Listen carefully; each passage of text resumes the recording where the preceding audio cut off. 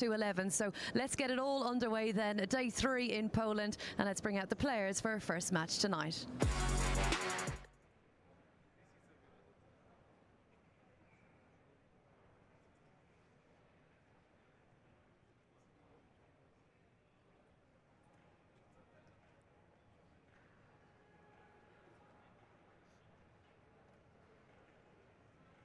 I'll just go with them. Have a good game. Have a good game. Whenever you're ready to live.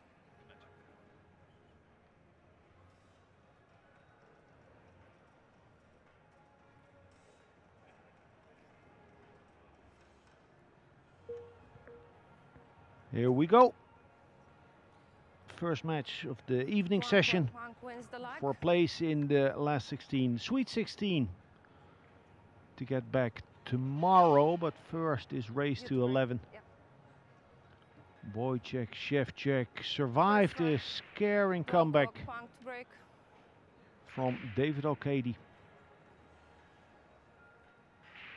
One of 2 Polish players whose names you'll hear the most, with the biggest chance to go deep in this World Championship. Wojciech Szewczyk and Wiktor Zielinski.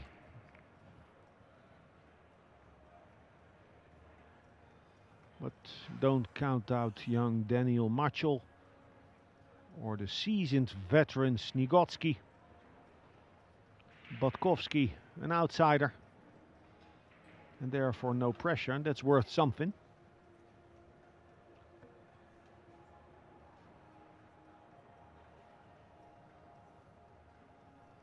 Big shot on the 2 for Wang. I think he'll take it on.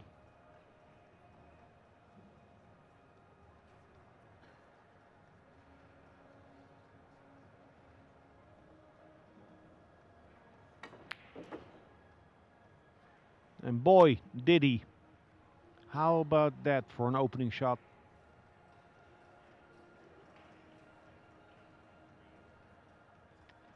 Seems like the 7 passes the 8 to the corner, top right. So it's all about cue ball control from here.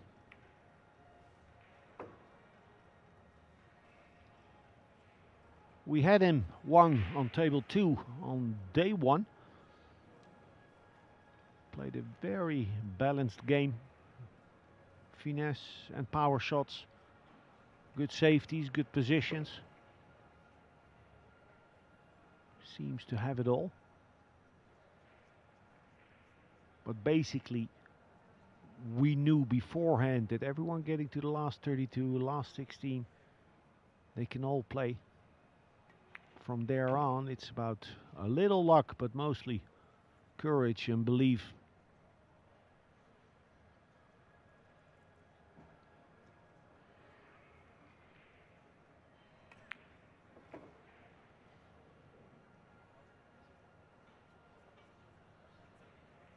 Needs some speed here.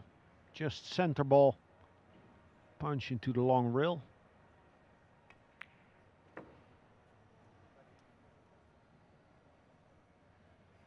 A smooth operator, Duong Kwak Wang.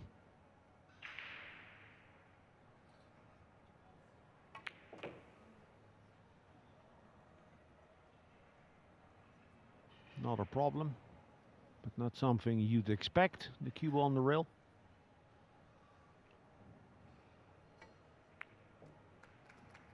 And that's a phenomenally good start by Wang. Great shot on that long 2 ball.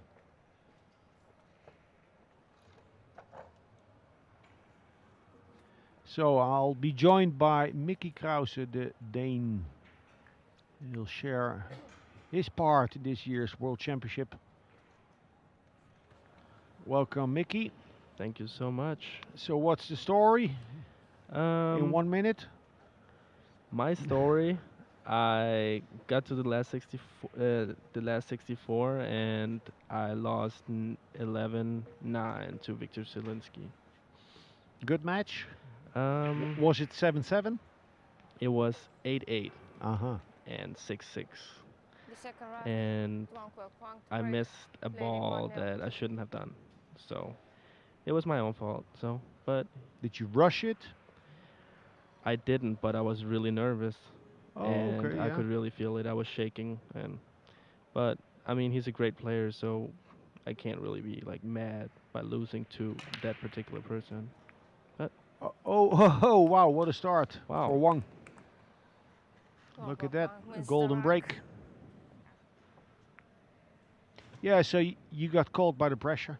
It happens. I really did. You know, that's what happens if you go deep enough into big tournaments.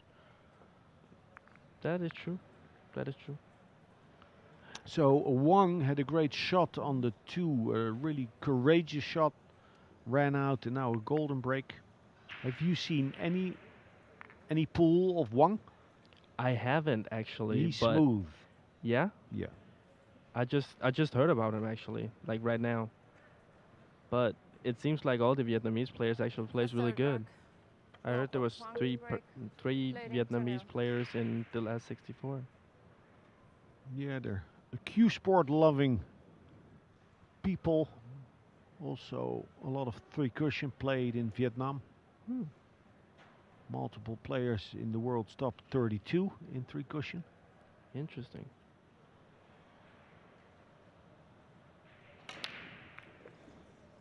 Wow, that's nice. Yes, a really good break. Good or a little lucky? I mean, he gets the 1 ball in every time though. Oh yeah, I see. I'm sorry. A little thin. Cue ball was helped towards center table.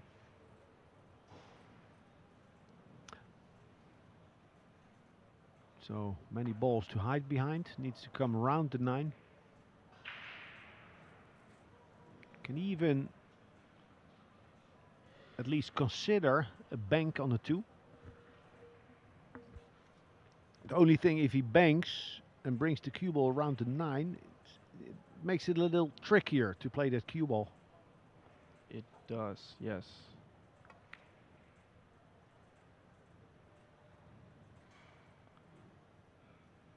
And like you said, it makes it a little more difficult with the cue ball. Yeah, so I you know, he could have attacked the shot, but not by losing the cue ball like he did. Don't know if Szewczyk sees part of the 2 ball. I think he does. Hey, the big question, I was just out there on camera, Zielinski or Szewczyk?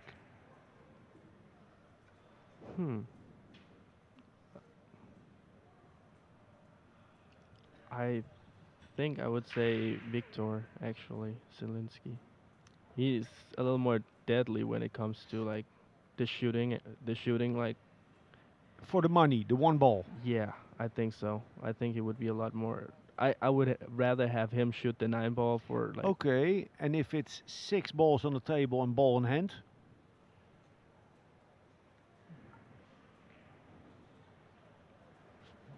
If they run out, you win a car? It's a good question, actually. But yeah, it's consistency versus firepower. Or stability. Szewczyk, a harder worker on the table?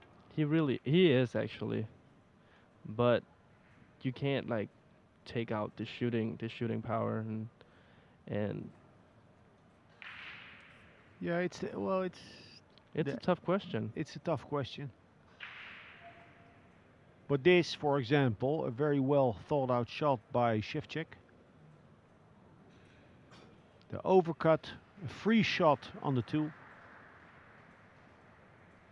And now a nice shot. If you can hit 3/4 ball on the 2 ball, a shot you can play on the TV table. With a high ball, arc that cue ball and slow it down to land behind the 4.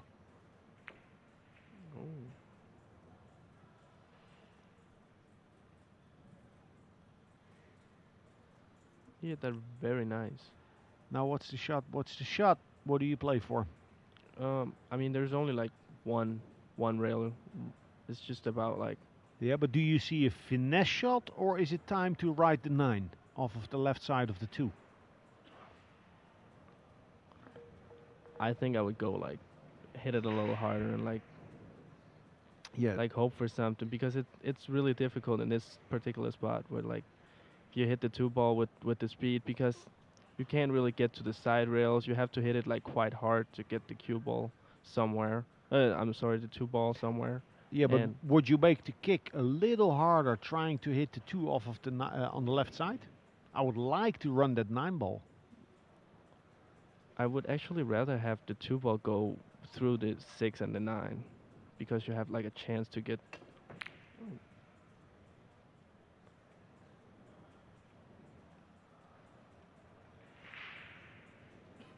Well, open Yeah, was a good safety. it was.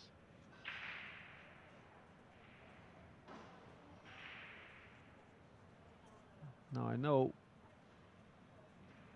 it's not the Mosconi Cup, but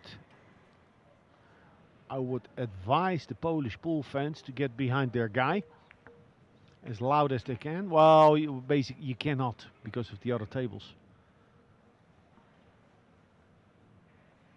Give the opponent a little bit of heat.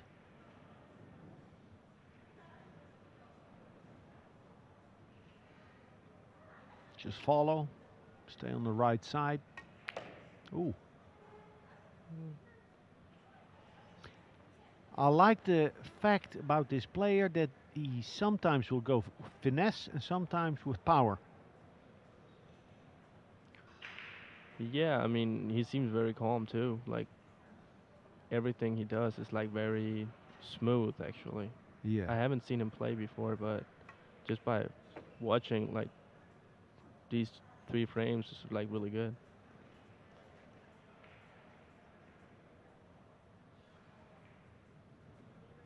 With high right, I'm not sure. He's not sure if he can get around to 6. Maybe he needs a little more stun. Nicely done. He makes it look easy. He does. No sign of nerves for Wang.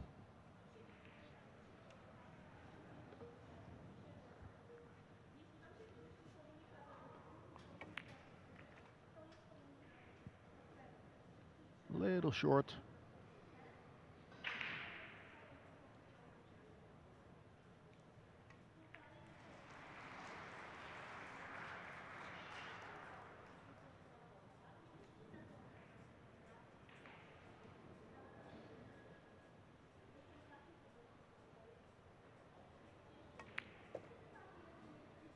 What a start. Oh, well, Pang wins the rack. Silky touch by the Vietnamese.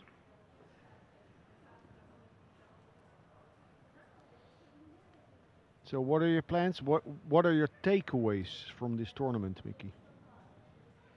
Like what would you like to see yourself do better in 2024?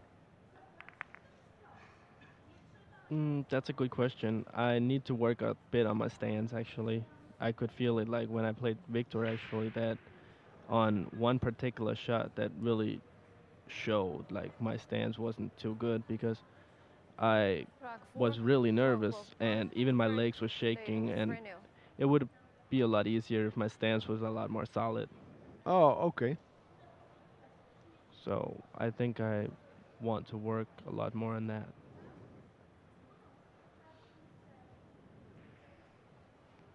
So let's see if he gets that thin hit again. Oh wow. A lot thicker. It's just I guess he was trying to compensate from before. Yeah. He hit it really thin before that.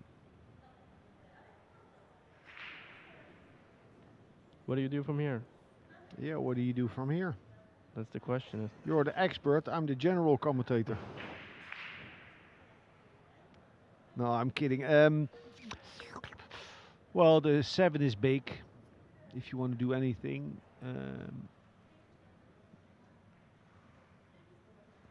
Let's say the cut into the side pocket is not on. Yeah, I don't think it is, right? No. It's too dangerous. There's so many things that can go wrong if you try to cut it in. Well, he's playing something, so maybe thin off of the 1, although I don't know if I like that. Super sensitive, and there's a scratch on.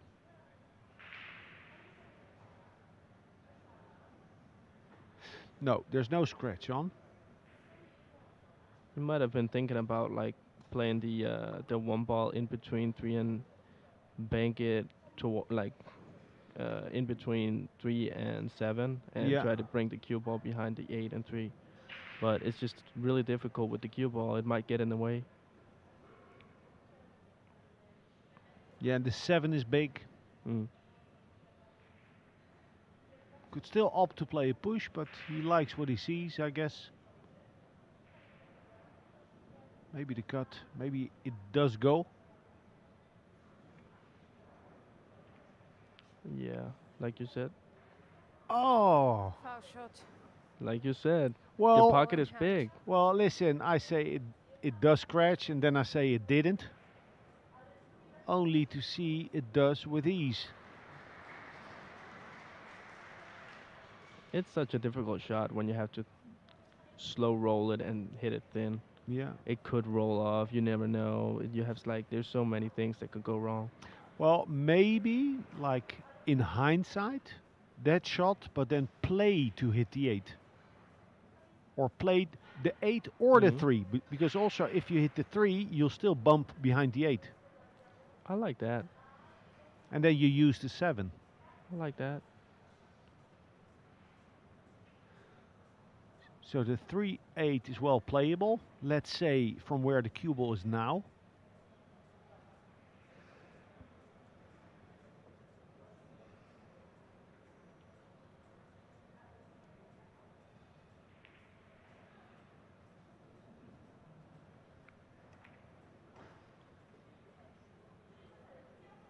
This looks like he'll come around to 5.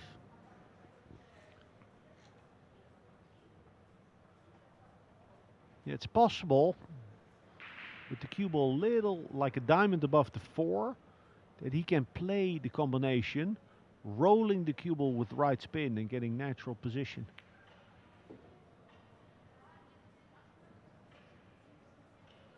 Nah, not quite. Oh, nah. Maybe a little further would have been better, but Yeah, he's still favored to make it, yeah. but a little more distance. Need to focus a little harder on making the ball. Oh, wow. Perfect. Smooth, right? Yeah. I like the way he shoots the balls. It's very I don't know.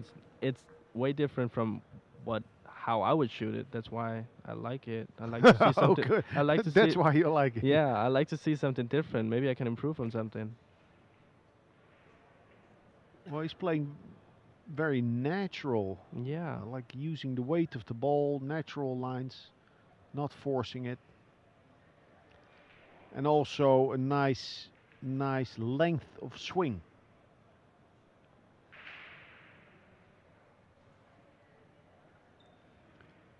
The 7 to the left is a big ball, considering the angle he has on the 4.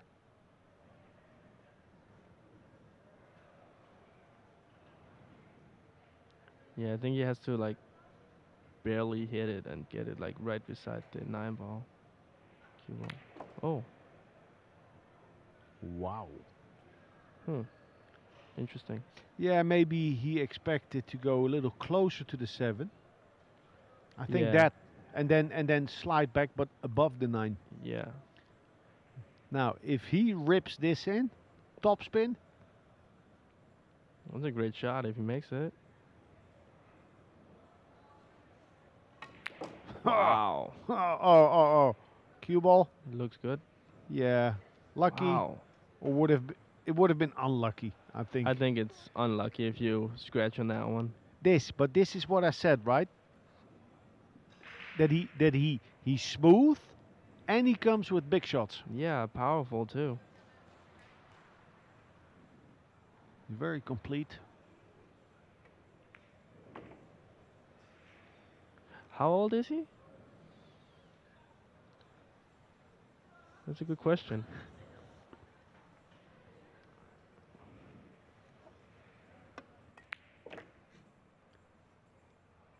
4-0. What a brilliant start by Wang. Amazing, really.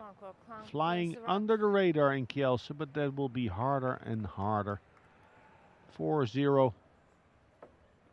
Thank you.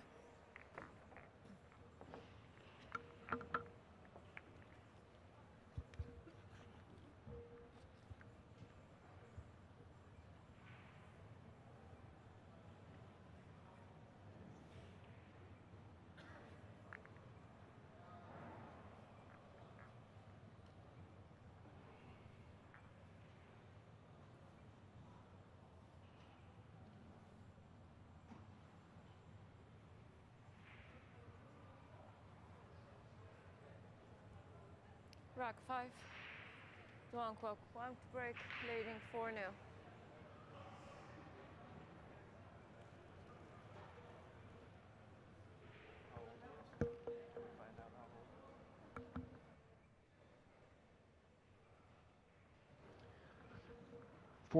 Up.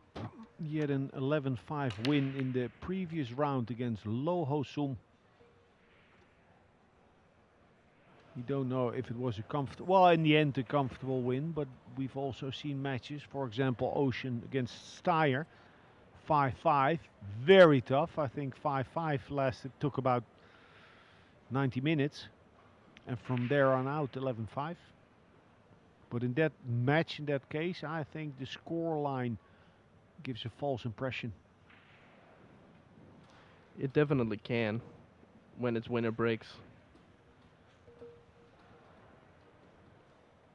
Now, he can play the bank here. He can play the bank, but it would be a long 3-ball. Because if he attacks the bank as a two-way shot, he needs to give it enough speed and miss it on the short side to bounce back up at least a diamond. I think he'll just go all-out safety. Oh, all-out cut. Oh.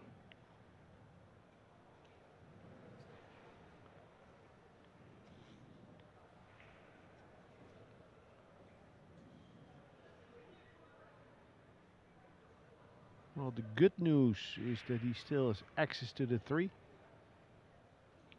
Can still jump it. Let's see. If he goes rail first, long rail, he can attack. Try and make the 3, and the cue ball would follow forward. So he could play that shot as a two-way shot and make sure the cue ball ends up close to the short rail. But he has taken out the jump cue. I feel maybe, I haven't seen him jump, but I would say almost 50-50 to make it. 40%. Only thing is you don't get position after you make the 3. Well, you live to see another shot. And there's a carom on the 4-7.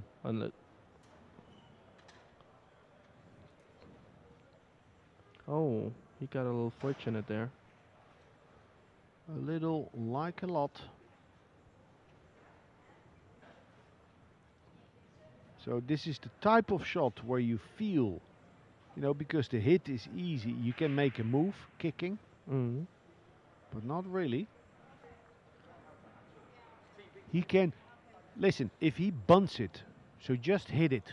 Go to the short rail, hit it. You might get a better shot Well, later. yeah, how strong a position would Wang have? Well, yeah, well, actually there's the 3-4-7 combination. Yeah, or he can maybe draw it behind the 5-ball, but like what you're trying to like accomplish here is probably just get to the table again. Yeah. Because you can't, like, if you kick at this one rail, hit the 3-ball, the only good thing that would be able to happen was maybe like making the 7-ball. Yeah, or with left spin, got short long. Make it in I the like corner. this. I like this. Look at this guy. Oh. This is gutsy, but the entry will give him some chance for luck. But he must hit it. I don't know if I would play this, because this is missable.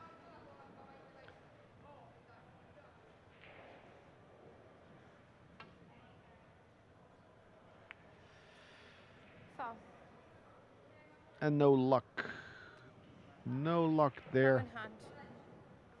A little rough, right? That shot selection. Yeah, I mean, if he makes it, he looks like a genius. But now it's easy to say, was it the right shot? Is it not? I don't know if it, I don't know. I think it's if you hit it, it's really good because there's so many good possibilities that can happen. But I don't know. Yeah, it's easy to scrutinize everything they do from here. Yes.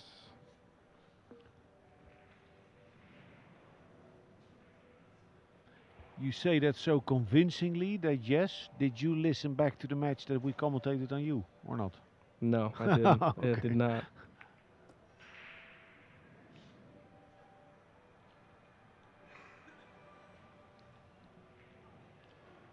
Not yet. Not yet. You oh, Oi. Oi Mm, got you. He did. Like 9-4, 9-2. 9-2. Yeah. I got murdered by it.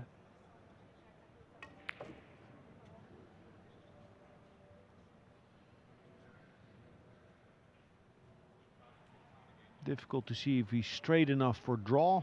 Or, yeah, straight enough for draw.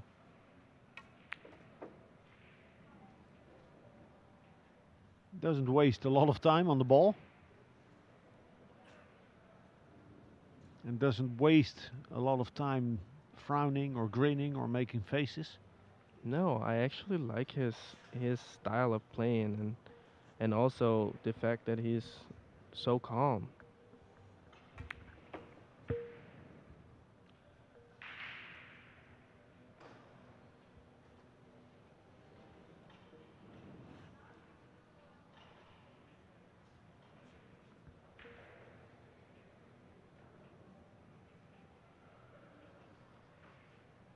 Cheating the pocket. Making sure to get straight in on the 9-ball. He fluked a safety, jumping for the 3. And then Long Wojciech long ways Szewczyk back. chose to go 2 rails towards the ball, but missed contact. 5-0, a very, very commanding lead. The only ones that did that in the rounds earlier were Shane van Boning and FSR.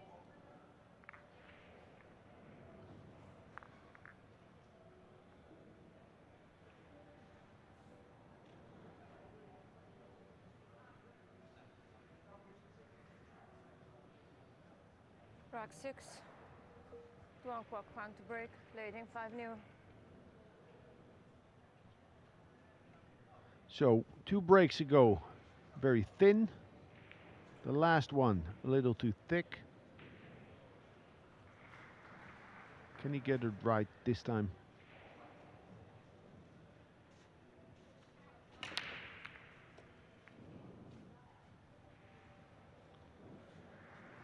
I actually think he did get it right. He just got a little unfortunate on hitting like the bottom, like just barely of the 4. Yeah, put a little bit of left spin on the ball. Yeah. Well, hey, with this format you can't expect to get many shots after the break. It happens. Most important, you're making balls, you're having a shot, even if it's a kick shot.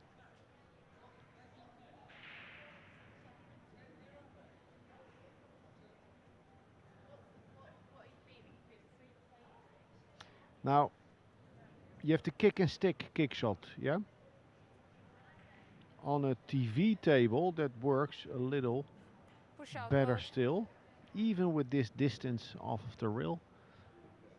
So he looked for a little bit at the kick shot, but chooses to leave this a thin slice off of the 2.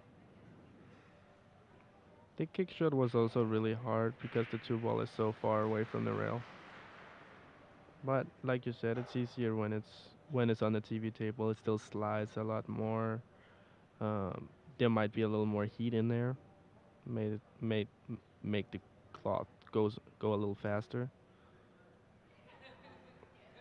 Now, if Wojciech Szewczyk slices this 2 ball, to bring it in a safe position, like between the first and second diamond, that would require a lot of speed. And then so much speed that that cue ball will leak out, would go to the middle of the short rail and expose the two.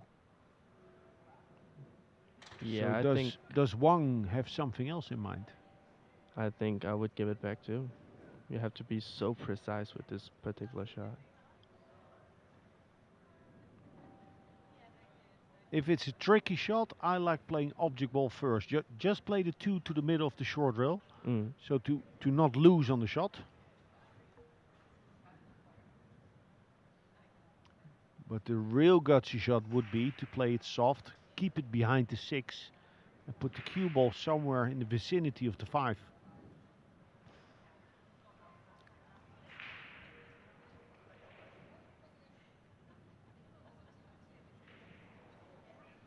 I think he's playing object ball first.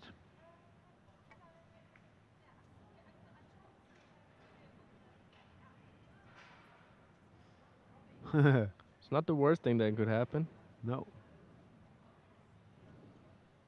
Try to slide by those two balls. Now, there's no future in attacking the two.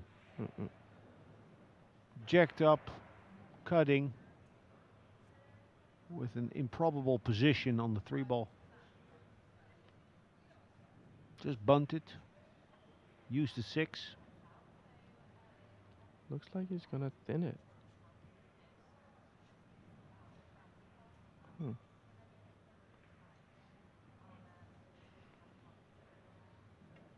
No. I like that shot better.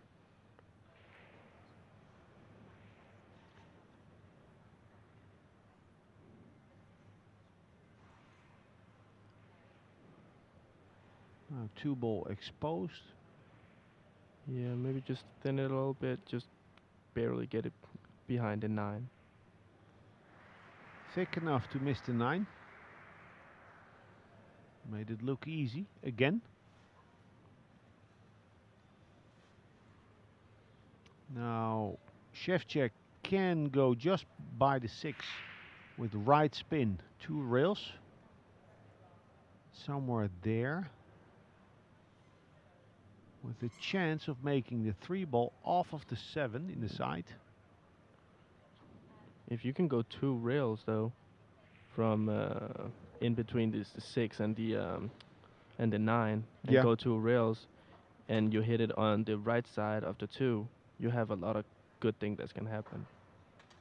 You can get behind, like it's just gonna stop right there. Yeah. You might get the cue ball behind the 5 and 4, and you can't really.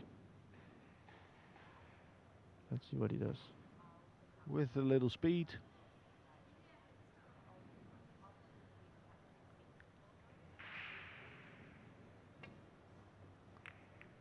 Oh, unlucky. Nice try.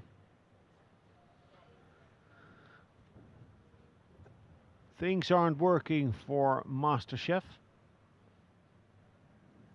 Like there's a missing ingredient in tonight's soup.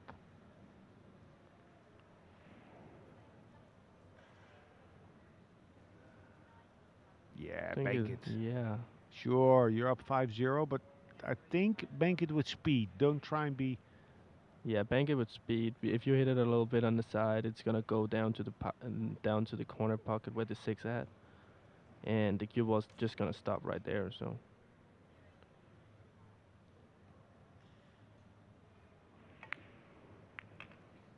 Ooh.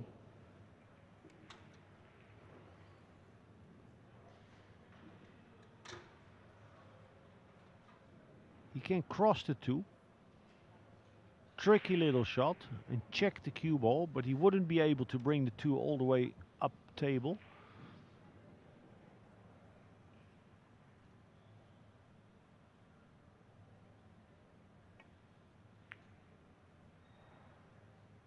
Okay, that's the first below par shot by Wang, I think.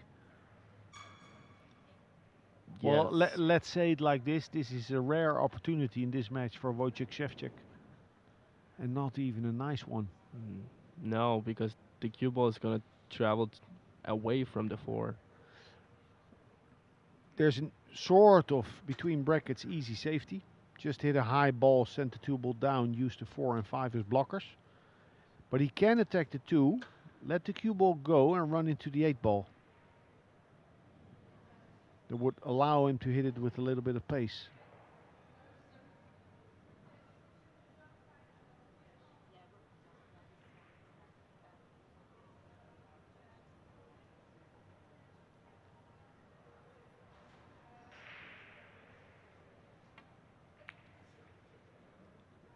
Wow. How do you hit it? Beautiful. Wow. With a trace of right spin. That was the nicest. Super shot. I think you have a good shot here, actually. Like one rail, the on the bottom rail, and if you hit it with nice speed, you have like a chance to get the cue ball behind the 6, or like if you hit on the other side, you can get them to split to each side. And what speed would you hit it with?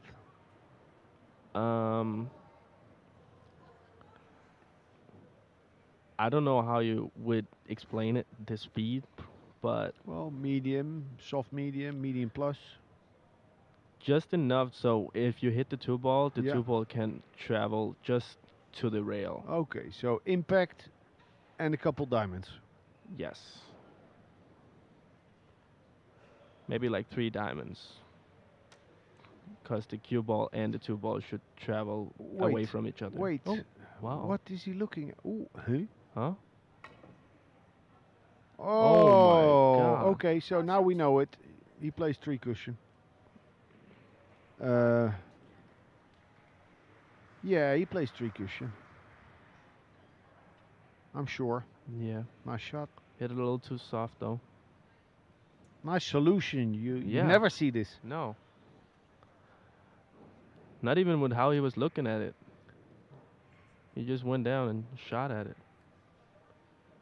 So close though. Szewczyk looking at going up and down, straight up. 4 to the side or to the corner. I like that, if that's actually the shot that he plays, because then he has 2 pockets to play for.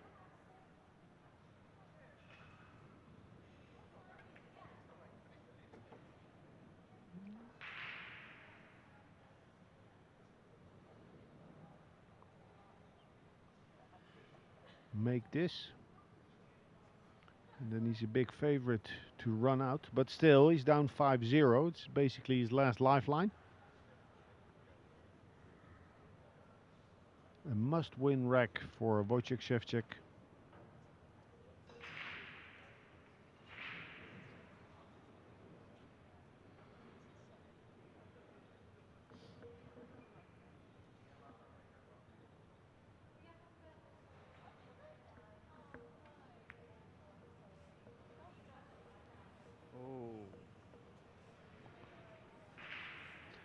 Under the gun. Cue ball close to the rail. Last 32 at the World Championships. Then you see misses like these.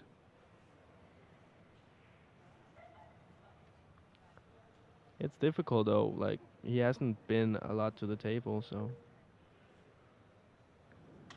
Yeah, it's super tough.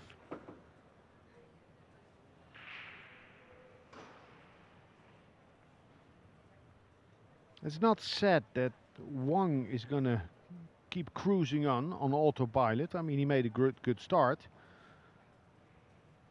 You know, at some point he'll be happy that the last 16 come inside. wow, what a stroke. Yeah, nice stroke and no spin. Or maybe a trace of left spin. Very nice.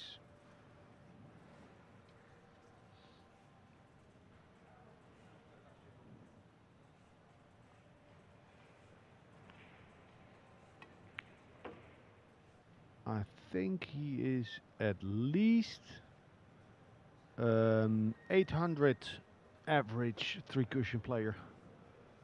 Maybe 9.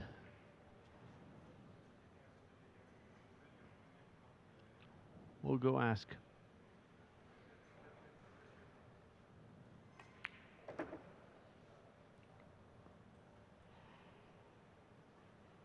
Ooh, He still has the side pocket. left-handed. Oh. Hey, I would only do that to shark my opponent, make him think for a little bit that I'm gonna try and cut it left-handed. I would actually rather play it left-handed than I would use the bridge. Oh yeah, well then you're good left-handed. Or my bridge is really bad. Yeah, good point.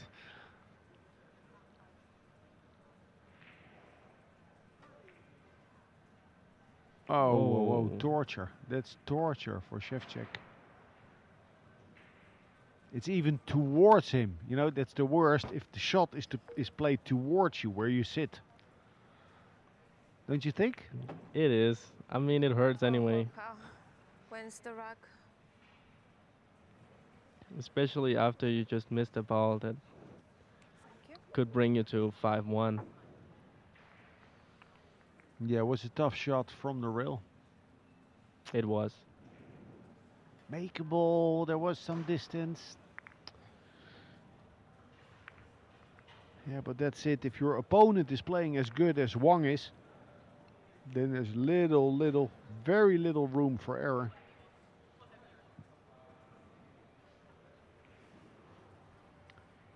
Rack 7. Duan Wang to break, leading 6-0.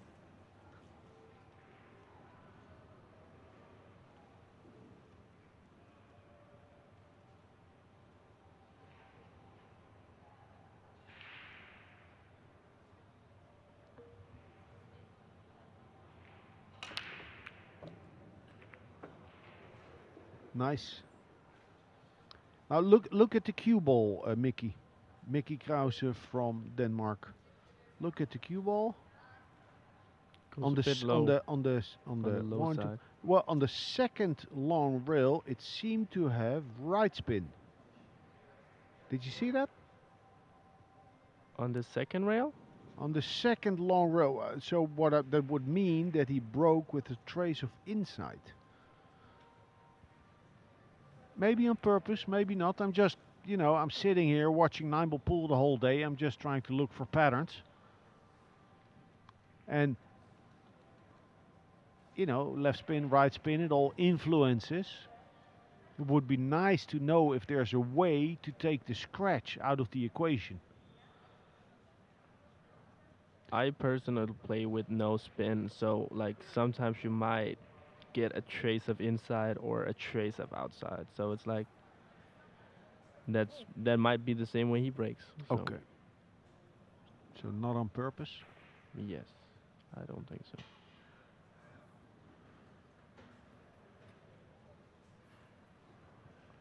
And if you hit it a little too thin, you might see it a little easier, like all the spin and all that. Because if you hit it perfectly and it goes like just right by the 9, everything looks good, right? Oh, that's how you play, to go right by the 9. You don't. I'm not trying to just hit the 9 or like I just try to get it in like that area because Okay. it's gonna keep the cue ball pretty much in the center. Now, Szewczyk is checking if the one rail kick shot is on. It's on. But this system, mirror system, what he's using now, is for a rolling cue ball. So you can still use the system or the method and then sort of adjust if you're going to stun. Also, something you have to be aware of is if the table is very slidey. Oh, Yeah, so he's stunning.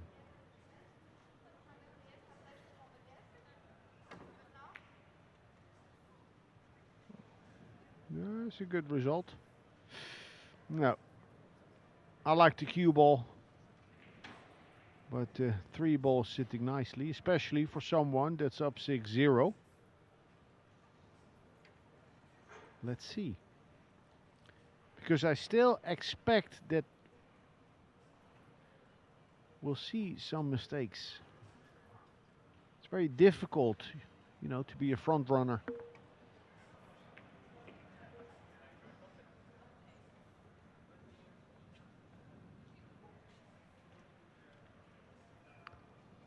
roll the ball in, he'd have the 5 to the side pocket.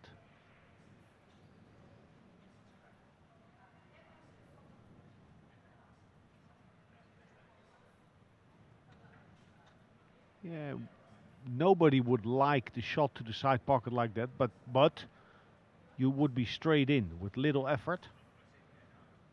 And if he plays to draw back, he needs to be precise, as close as the cue ball would be to the 5.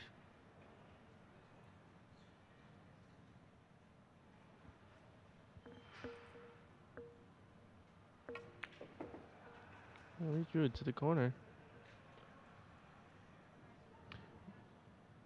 Almost as if he just decided, I don't want that shot to the side pocket, I don't want that micro draw. Mm.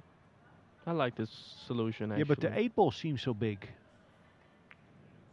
Like you said, he's a Karen player, right? Wow. Nice solution. Nice and easy, good speed. Really good speed.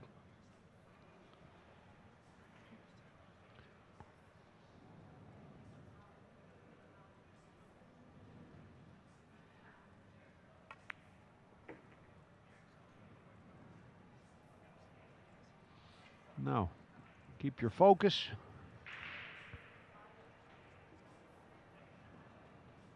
Amazing and unexpected. Szewczyk just beat Okadi, fought like a lion. Played a great match. And is now glued to the chair. It's a clinic, almost. It's almost a clinic.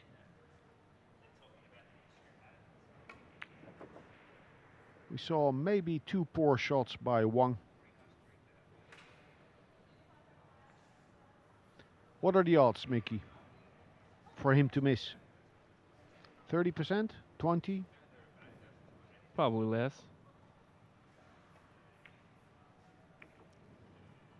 Wang wins the rack. 7-0. Playing for 4.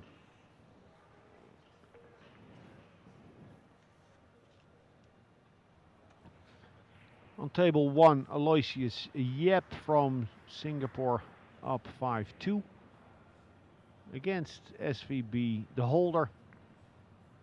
An Austrian Lechner against Filipino Chua. Trading racks 3 each.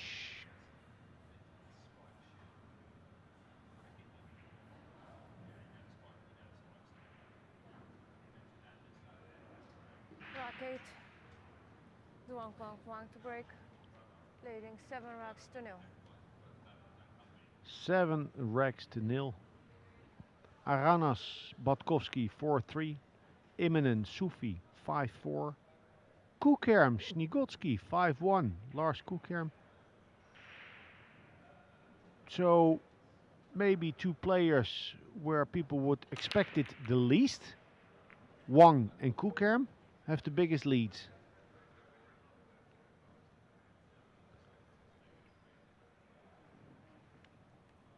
Do you know Lars Kukerm before this week? I know him as a person, but I don't know how he plays. Who?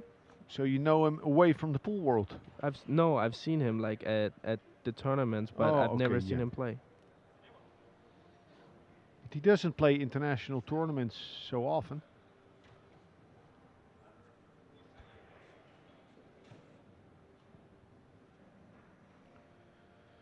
Here comes trouble.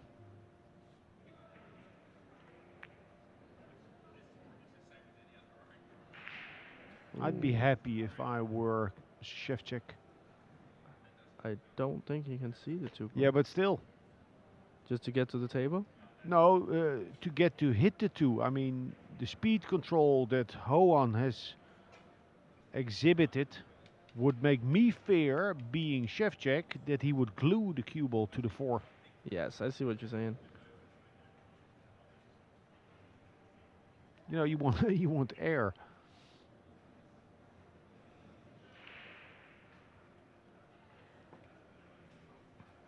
Now hold still on the jump. Just move that back arm.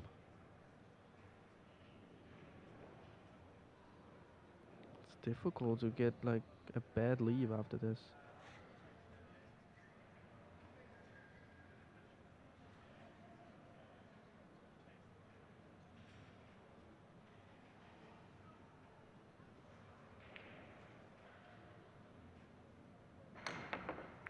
Oh, what a shot. Wow. Oh, what a shot. Beautiful execution.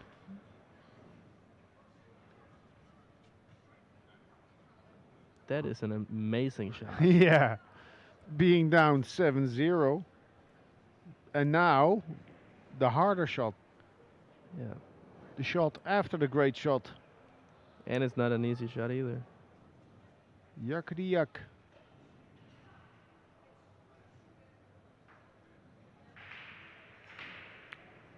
Oh. He's good. Yes. Come on, Szewczyk. That is two really good shots.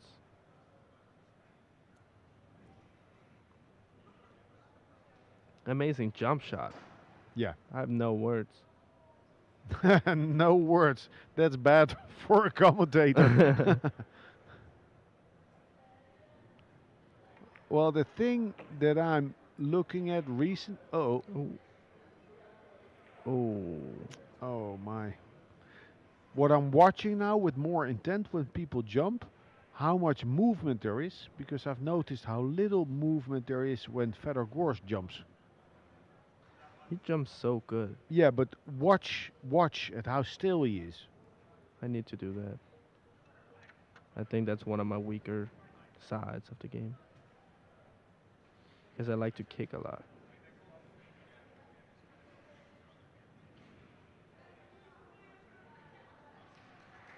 The fans sitting behind their man. But their man is in a tough spot.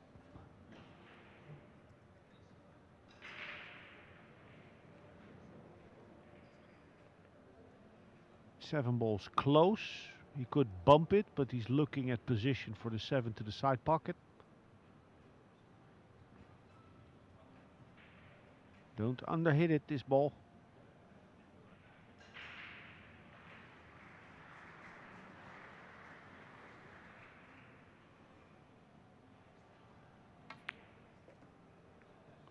Oh.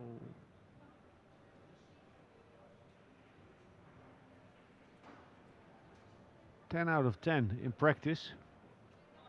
19 out of 20 in the Polish Championship. Now being down 7-0.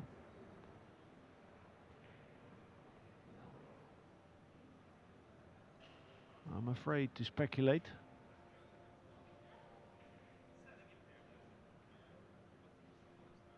Hold it together.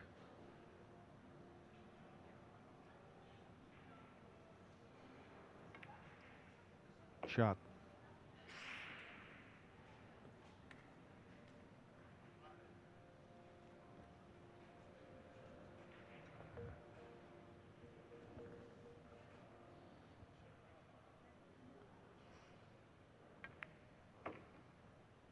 Nice, letting the cue ball go a little bit.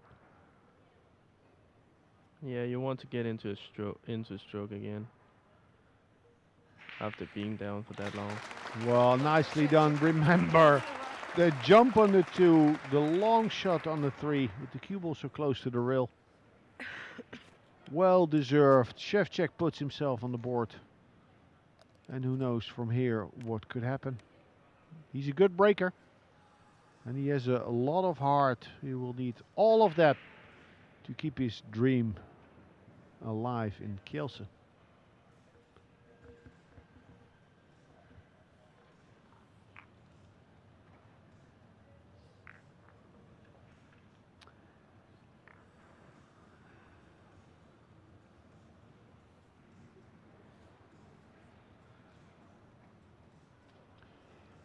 The next match on this table will be between Torsten Homan and FSR.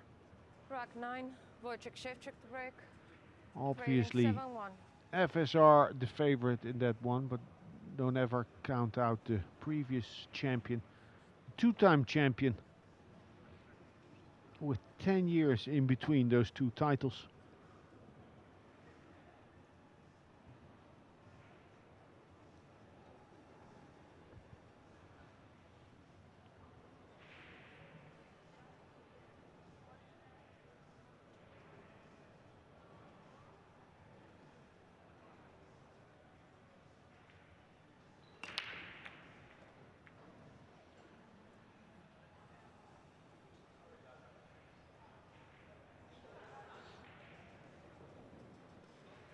I can't help but notice that also moves the cue ball just tiny bit closer to the center. Oh, you didn't get the memo? You don't do that? No, I don't. Oh. That's the sweet spot, they say. I've seen a lot of people do that. I practiced it with just at the edge of the break box. Push out cold. Well, I think 7-1 down. Yeah, you got to force your opponent to play shots that he doesn't like. But if you're up 7-1, it's more likely that you give back shots. Yes. Yeah, this is what happens with the big lead. The one in the lead becomes conservative. The one that's trailing becomes more courageous and more risk-taking. So he knew he would get that back, Szewczyk. He was looking at where his hand was gonna be, and the 8-ball is kind of in the way. Yeah, good point. But after making a great jump shot like that, he might have a little more like confidence in jumping the ball, even though he's down. Well, let's see if he's able to stand still. How much movement?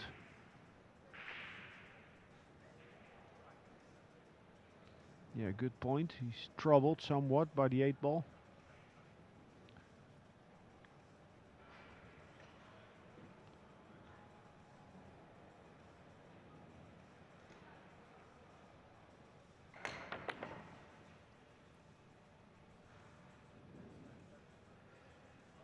Who dares wins. I'm assuming there's no gap between the 3 and 7.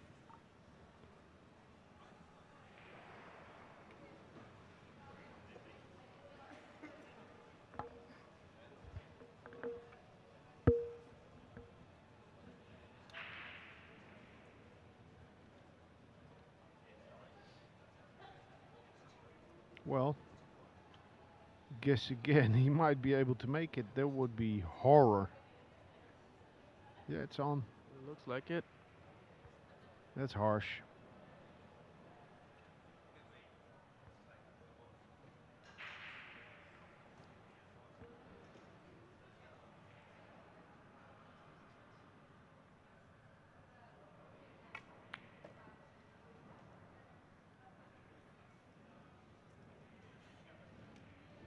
Missable, there's 3.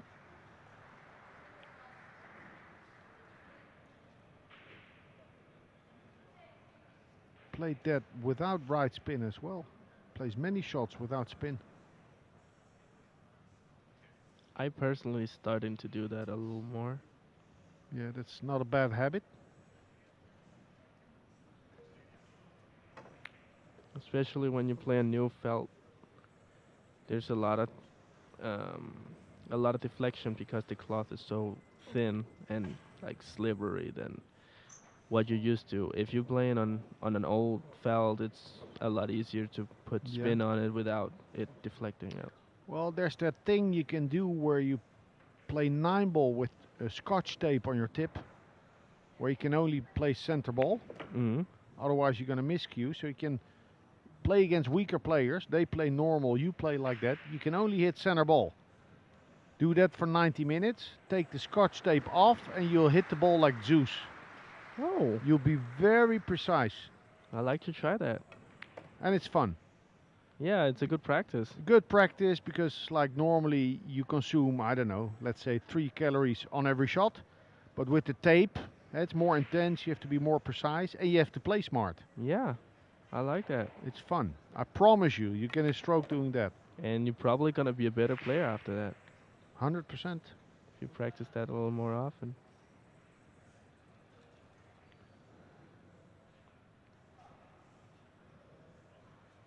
And then you can play, like you can play a game, but it will not feel like practice. I see. Yeah, so you're having fun, you're playing, and you can win a Coke from someone, but you're learning. Yeah.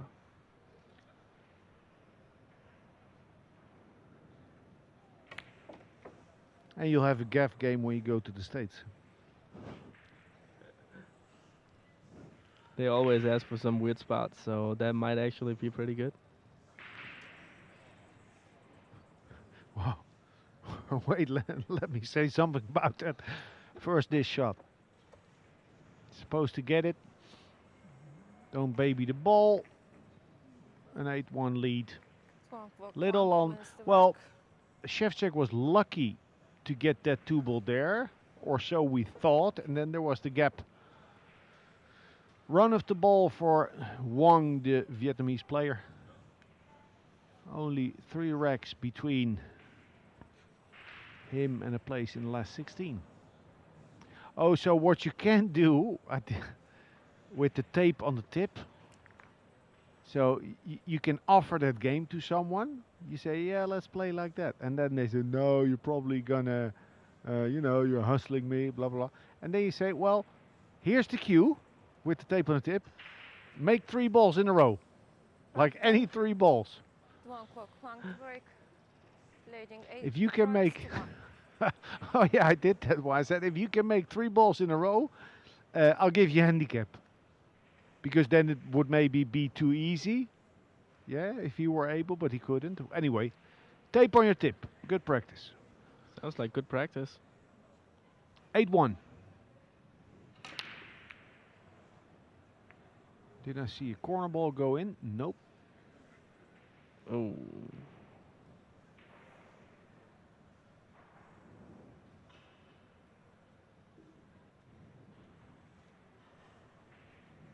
He's playing good, and he gets the run of the ball. You sure he didn't play safe on the break? Excuse me? No, just oh, kidding. a save on the break, yeah. So, Szewczyk needs to play push out once Desislava Bozilova manages to get that fluffy plastic out of the way. But where do you push out to? Push out, coach. Well, anywhere on the left side you would leave a cut. But I you might, think- yeah, tell me. you might put it on the end rail and put it to a thin cut. Yeah, but in the middle of the short rail, you mean? Yeah. I personally like cutting balls in, but I feel pretty confident in those. He's looking, Szewczyk, at putting the cue ball on the long rail at the right. Probably to play the safety behind the 8, 9, and the 2 and the 4. There's a lot of spots. Well, for it's making. not said. Wait. So he put it there. It's not said because there's also a way for save with a thicker hit. So if you don't like the thin hit and you don't want to give it back, often there's something, I think the one is far enough of the rail to check it, bank it down table towards that cluster. So where you will not double kiss and where you will not scratch, I think. He don't like it. I think he can hit it on the right, leave the cue ball there. Looks like he plays. He's gonna place it behind the 6 with some inside. One ball goes towards the 9.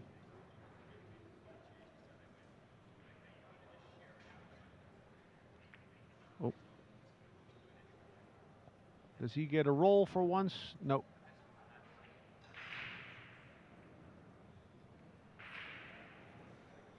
Yeah, it's understandable.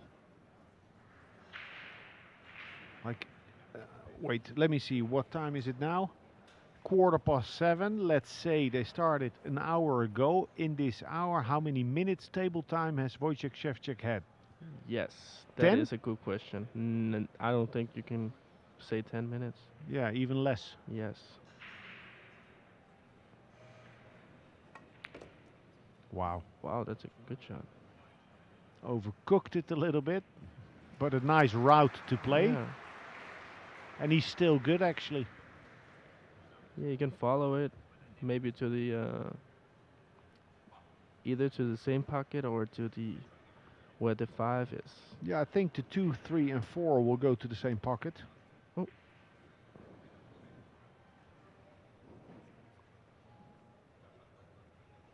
He's a fine player, Dong Kwok Wang.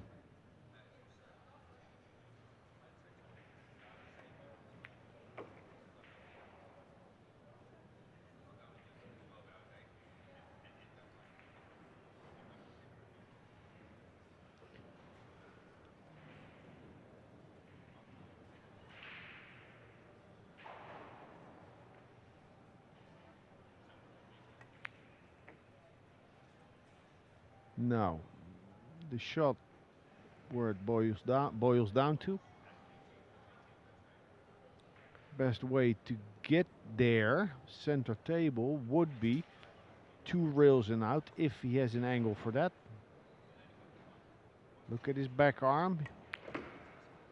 Oh, I thought he would open up more. Did very little to achieve what he wanted.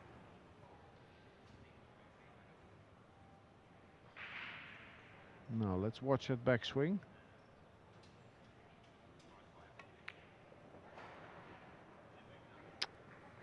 Nice, huh? Yeah, it's so effortless. Like I like his stroke, and he can shoot like you said, and he can shoot very like firm, and he can make those like finesse shots. And he's not really busy aiming for the shot. Like doing a pre-shot routine, Yeah. stepping into the shot. None of that. It's in cruise control. Duong Kwok Wang. Have you seen him play before this Nope. tournament? Nope.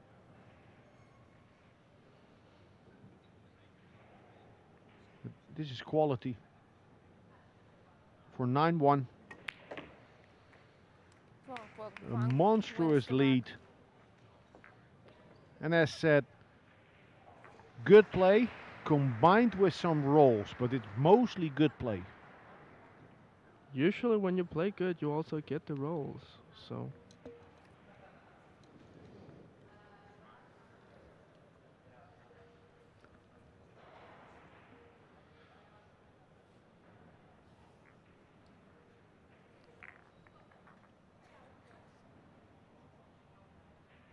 One other Vietnamese player still in. He'll play Dennis Grape later tonight.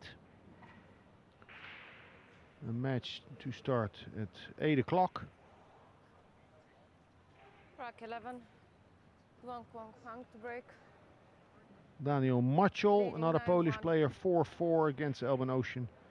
Mateusz Śnigoцki, 4-6 down against Kukham. Batkowski, 5-5 with Eranas. Batkowski, one of the big surprises for me in this tournament. You know, he's not a tier 1 or tier 2 Polish player. On the Euro Tour, right? Batkowski. Who? Batkowski.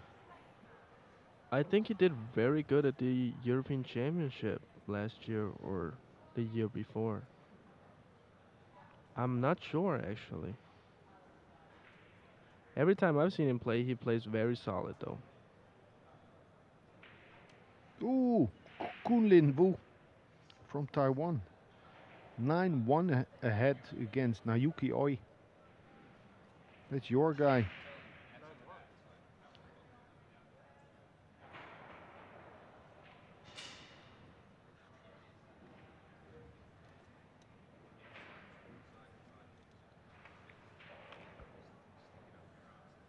Stops on time. Smooth again. That was a nice shot.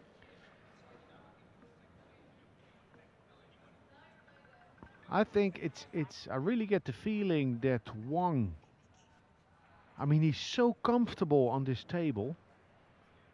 He gives me the impression that he plays on tip-top material all the time.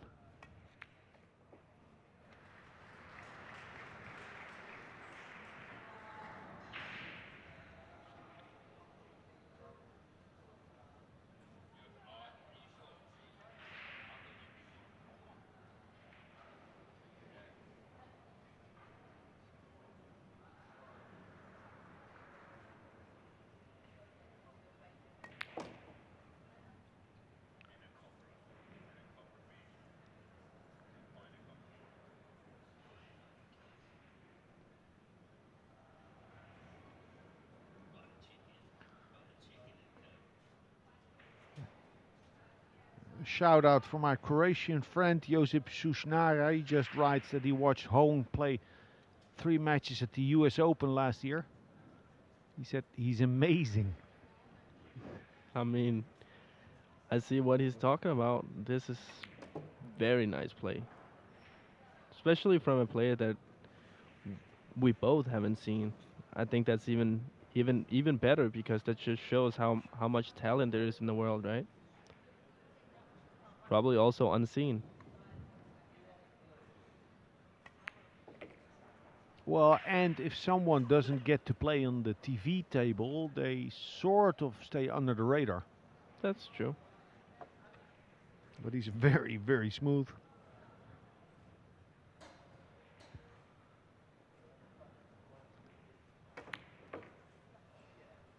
Very much, you know, the same rhythm I said early in the match. Okay, if I expect he won't keep on playing like this, you know, there's going to come some mistake, but he just keeps on going. Same rhythm. You don't see him get ready for a shot. It takes the same time every time. Yeah, and that's what I really like about him. Like, and you don't see any like deep emotions like at all in his face. Long walk, Wang towards Like, the rack. I mean, he also got some rolls, so this might be a little easier, but I like to see one of his next matches if he wins this one. I mean, it. Yeah, you want to see him get tested. Yes, I really do. Well, if I saw that correctly, he is playing the winner of Van Boning and Aloysius Jep. 5-5 there on table 1. That's also a good match. Aloysius and Shane. Yeah, one of the most improved players in the past few years, Aloysius Jep. Together with Shonoki. Most of all for me, FSR. Hang to break. Leading 10-1. And maybe Zielinski. Here we go, on the hill. He's breaking for the match.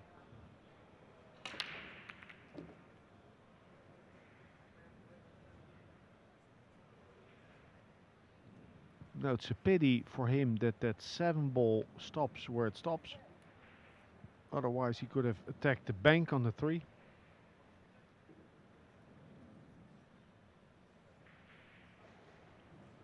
And cruise all the way up table with the cue ball.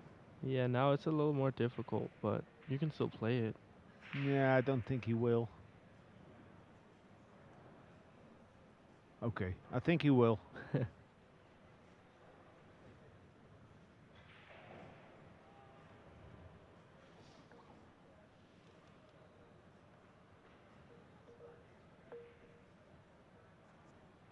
The cue ball, you have to be very aware of where that is going. It's not easy when you have to bank it like this thin off the 3. Shot. Oh. Hell of a shot. Really good shot. Split the wicket. Never hit the sides, that 3-ball.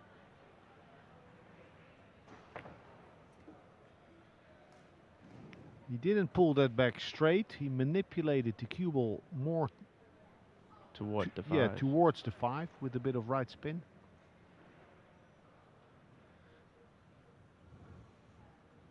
And it also takes out the potential double the double hit.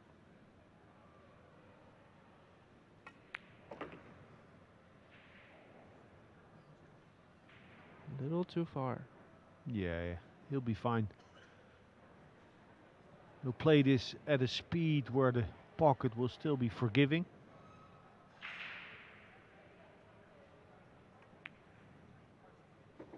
Clean. Do we get to see any smile, any fist bump, I don't think so. a roar out of nowhere? Like, yeah.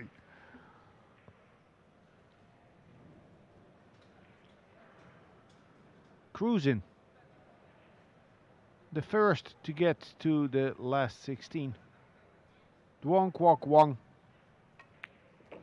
Everything's going clean right now. Mickey Krause from Denmark, I thank you for sitting in with me. We watched an exhibition. Thank you for having me. Dong Kwok Wong beats Wojciech Szewczyk by the score of 11-1. A stellar performance, really.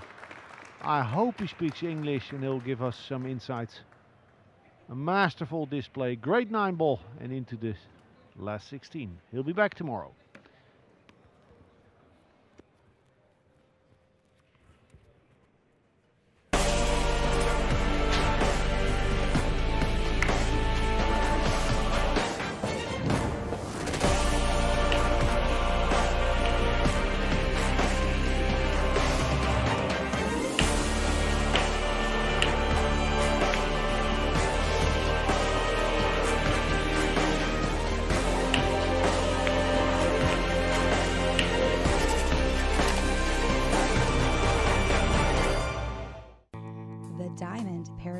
Table. Diamond tables are designed and manufactured from the highest quality, sustainable hardwoods, utilizing world-renowned designs. Diamond tables are unparalleled for playability and durability. After all, they are designed by players for players.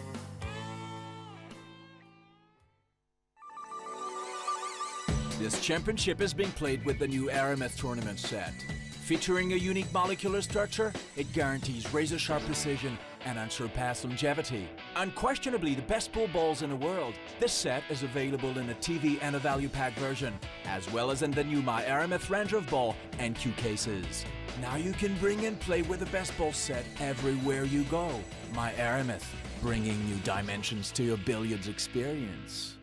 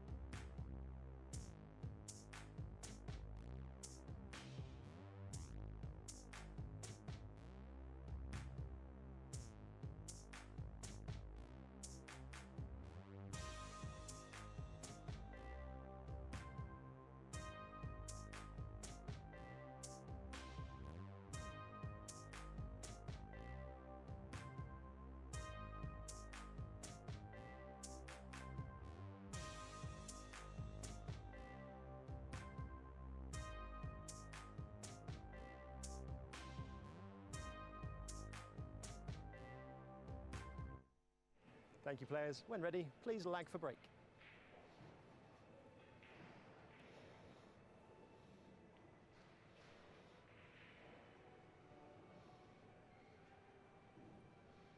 Sanchez Ruiz wins the lag.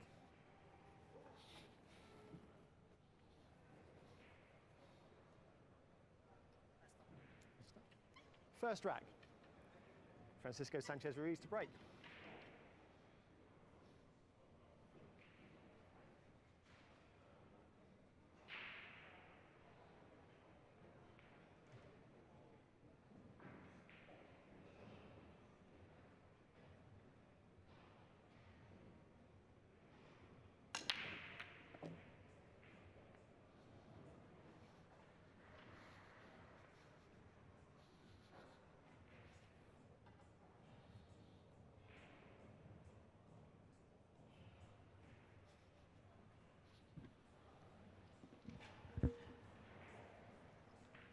This is it, rack 1. Thorsten Homan in the chair, FSR. The king of 2022, but who says that it stopped on December 31st? He's playing really good this tournament. Playing wonderful pool. Takes out the jump cue.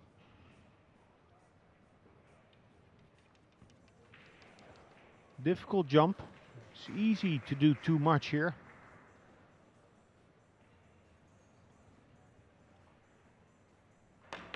Wow. Perfect. A stylish execution of a powerful shot.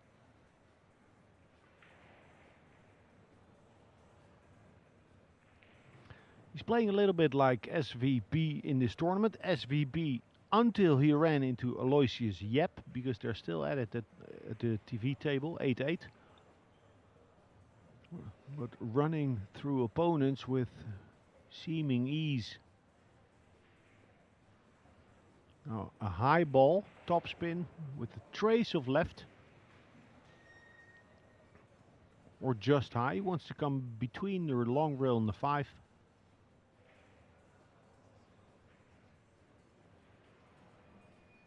Just making sure. It didn't feel right, so he walks over, gives his brain more visuals.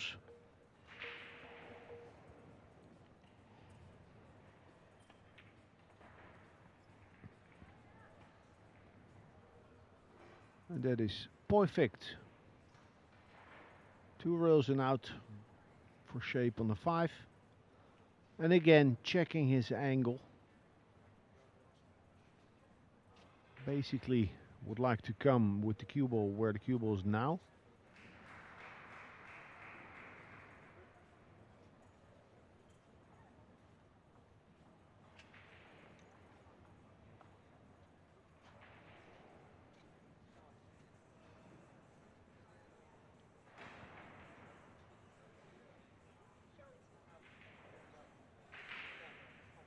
Taking quite a bit of time. Looking, it's more like asserting himself. It's not a problem, far from it.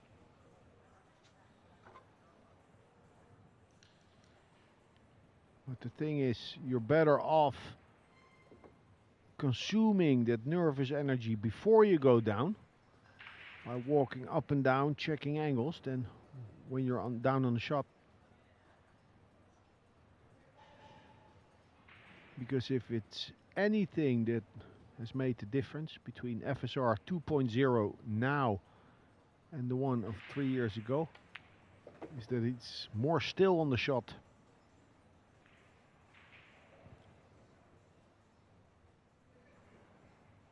It would be very jumpy. Low right, playing for a 30-degree angle on the 7.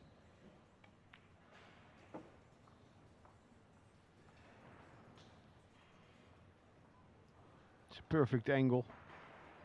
Could still choose to go forward. Just looking at that rather than coming back with the cue ball.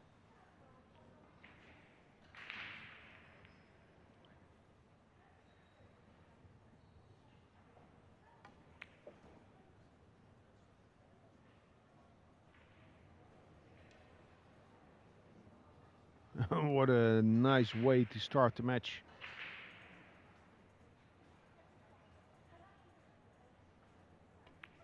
Notabene he started with a jump shot on the 2.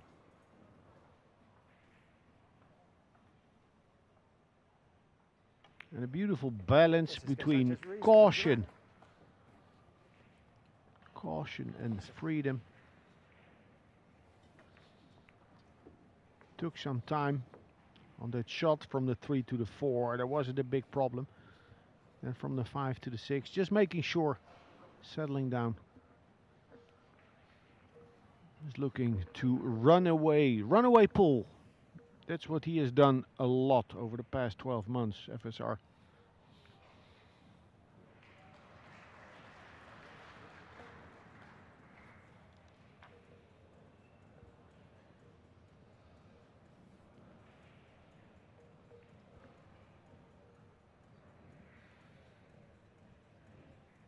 SVB, the holder, the man to win it 12 months ago. He's in trouble on table 1. In trouble. Yeah, in trouble. Rack 2. Aloysius Jep just made a carom on the Sanchez 9 Ruiz to break. go up 9-8 Leading 1, rack 2. and breaking.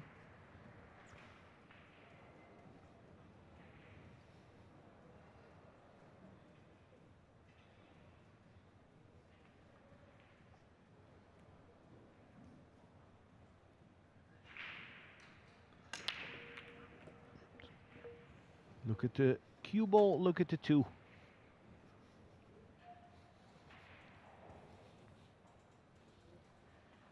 Looked like a happy love story for a little bit. Both balls meeting in the kitchen. But then nothing, maybe. Yeah. Well, he could bank, but where does he go with the cue ball? Maybe he's better off just playing the cue ball. He was pointing now in the direction of the 7. If he were to attack the bank, hit it with low, bring the cue ball towards the 7. There, come around.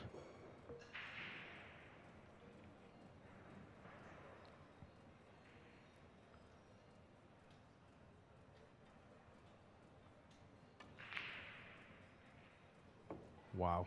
Oh no. Too early, Alex.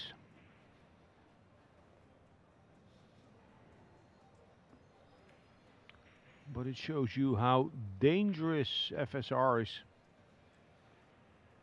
Plays Nineball in a wonderful way.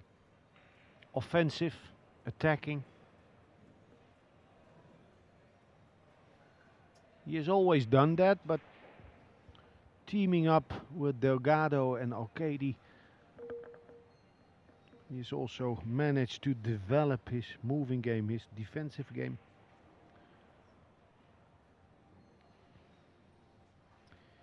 I think the 1 rail kick, top cushion to the 3 is on. He doesn't need to spin the ball, and I like, you know, it's tricky because 1 milligram of left or right spin and you'll lose the line towards the 3 ball. But many good things can happen coming into the ball like that.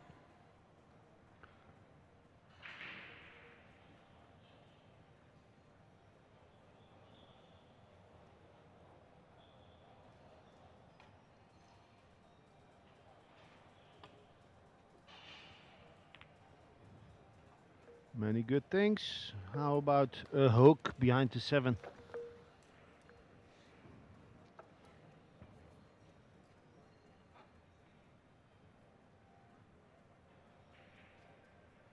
Beautiful.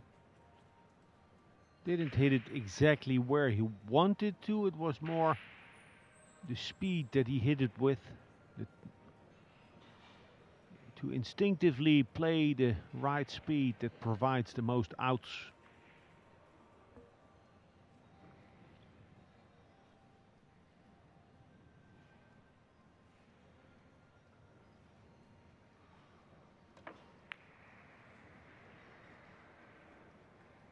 A little full Wanted to hit the low side of the 3 to get the cue ball back down table. Can now cross the 4, bank the 4 ball back to where he stands. And defend behind the 7.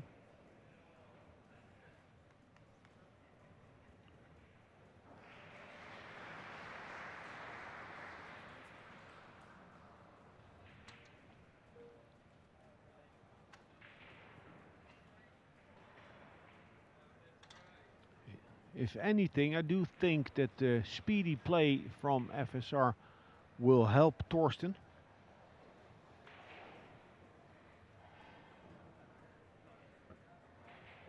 Yeah, looking at the same shot, FSR stun into the low side of the 4.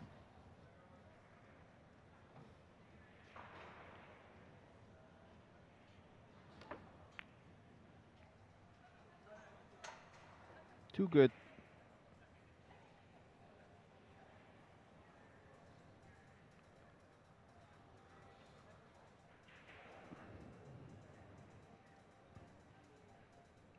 Very difficult, jacked up over the 7.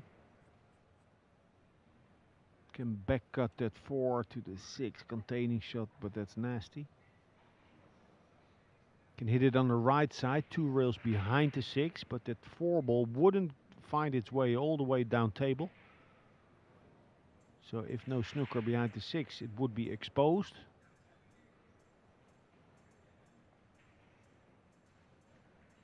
Gee.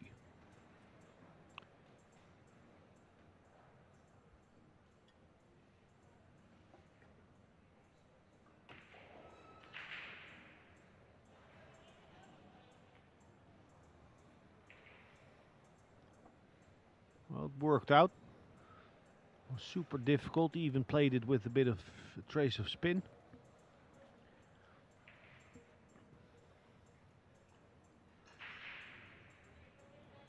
FSR looking. Kick and stick from the short rail would require a lot of spin.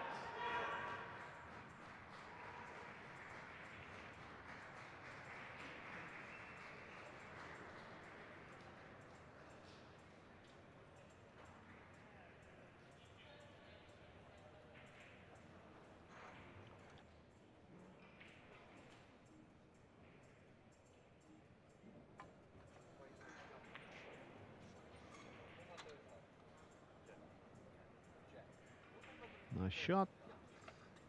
Beautiful shot. I don't know who was yelling or who was yelled for.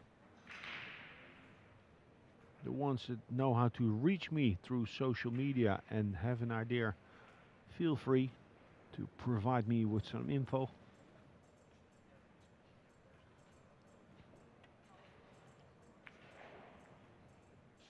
Good shot. Put it nice and close to the 4. Good shot by Torsten.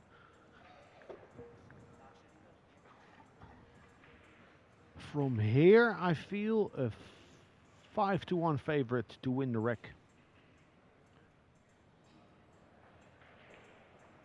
At least. Did I say that? All it takes is one good kick shot. So a 2 rail shot or 3 rails behind the 4 and then a half ball. He could make the 4 in the side pocket or the 7 below right with the cue ball.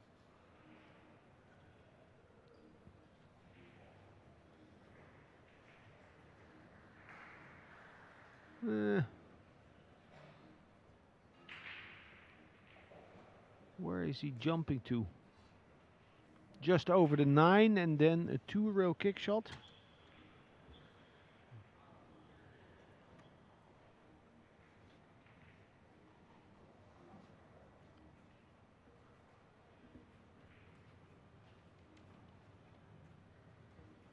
Or straight in the face. No, he can't get there.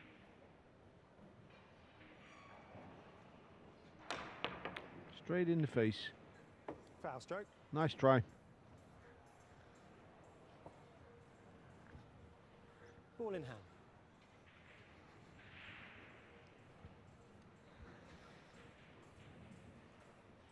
one of the best, if not the best or most successful straight pool player in the modern day era, Thorsten Homan. You wouldn't expect him to miss the combination on the 5.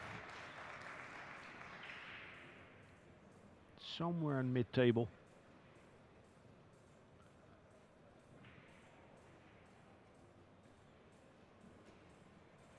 Now I said best straight pool player in the modern day era. I know Jason Shaw has the world record.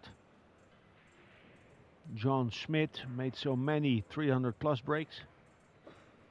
But I'm talking tournament play. Under the gun. And this is perfect position.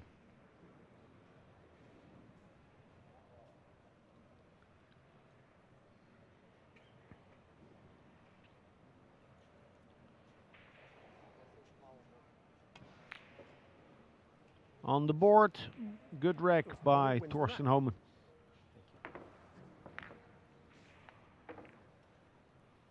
Nice, good safety play, back and forth.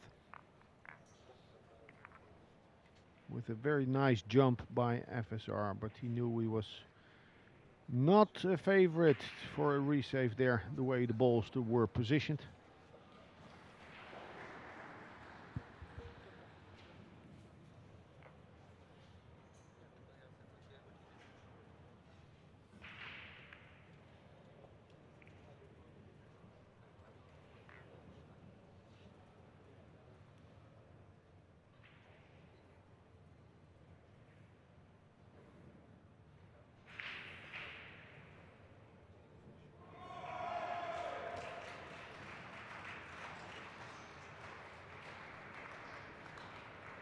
Rack 3.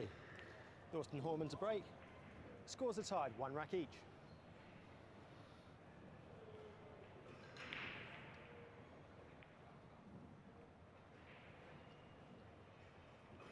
First break, Thorsten Homan.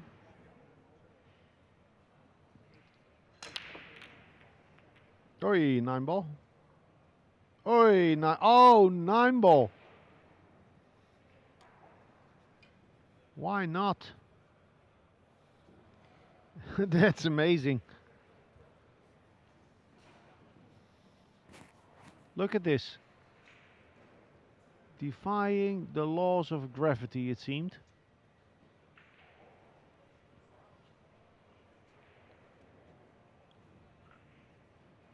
A lot of angle on the 1. Cue ball will be speedy.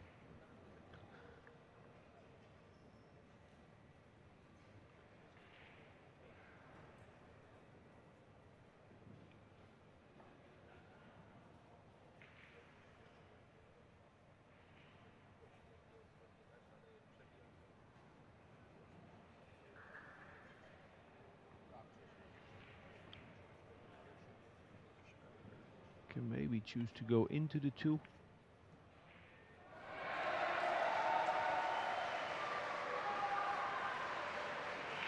Oh, there it is.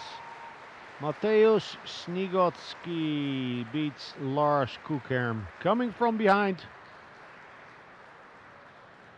Was trailing. Something like 9-7. Now to win 11-9. Sniegel.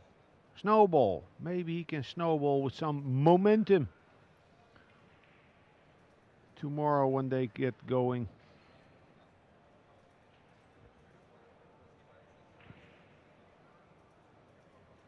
Can cut this, no danger of a scratch, top right, and a nice natural route towards the 3.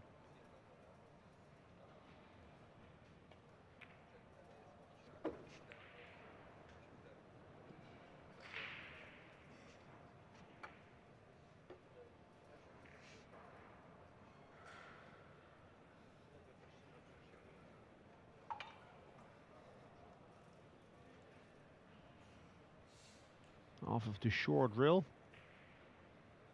I like playing with a lot of right spin. Well, he can try to go underneath the 3. If he gets there, hold the cue ball with backspin. Maybe make the 9. or hit early on the rail with the right spin and try and carom the 9.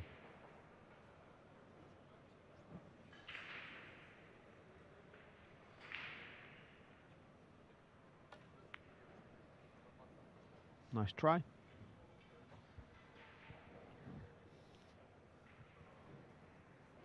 Big shot coming up for Thorsten Homan.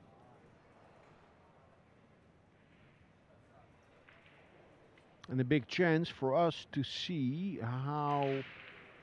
where he's at. His nerves, his bottle. A 2-time world champion. But suspect, under pressure at times.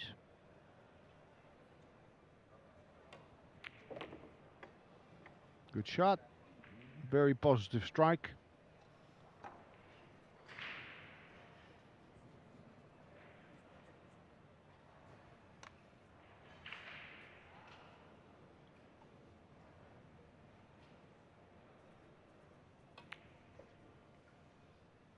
Five to the corner or onto the 9.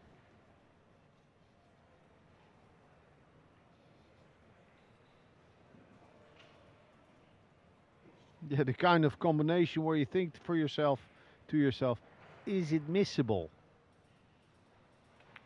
It is, but it is not. Thorsten Homan wins the rack. A fine display. And so Thorsten Homan that let that 9 sit on the lip of the side pocket after the break. No need to be salty about that. In the end, he gets the rack and the lead, 2-1.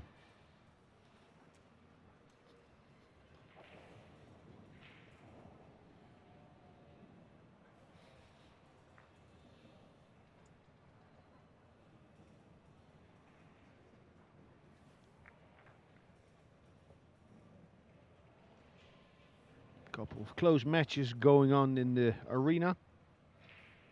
Very close. SVB leading 10-9 over Aloysius Jep. Mohamed Soufi beat Mika Immonen 11-10. Batkowski 10-8 up against Filipino Aranas. Machel 8-9 trailing against Elben Ocean.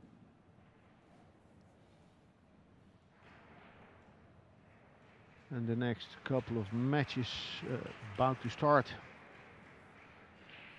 Had a good break, Thorsten Homan. Real student of the game. Thorsten Homan to break, leading 2 racks to 1. It's not someone who would go and compete without figuring out the break. With a mindset of, let's see, I think I have it somehow. That's not his style. He's a perfectionist.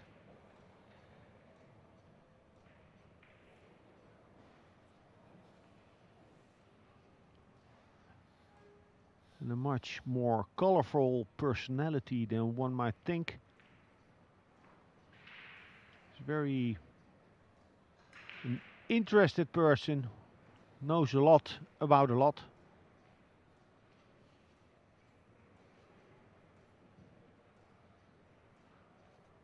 But he knows most about pool.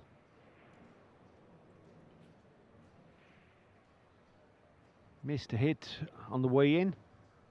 Sold out on the way out. Kind of mistake that really, really hurts. The only upside is that with FSR as an opponent, it doesn't take long. This will be over in a heartbeat.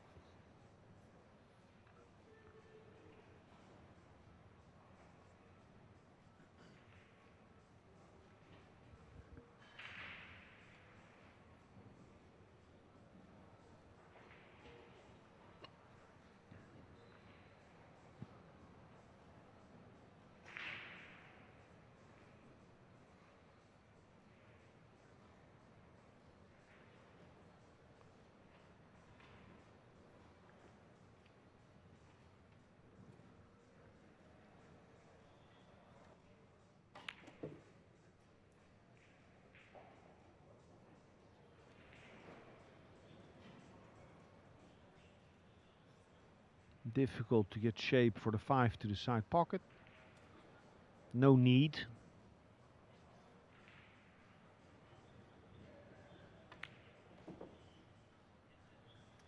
Little off his angle.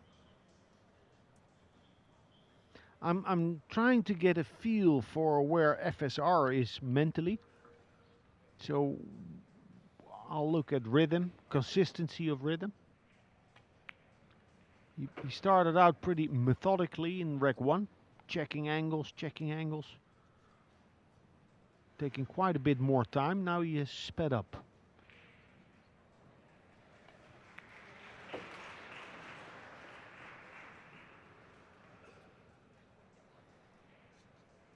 I think that's an asset.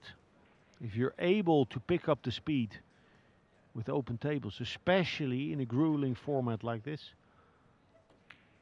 with so many extended safety battles. Unforced error by Thorsten Homan. Sold out.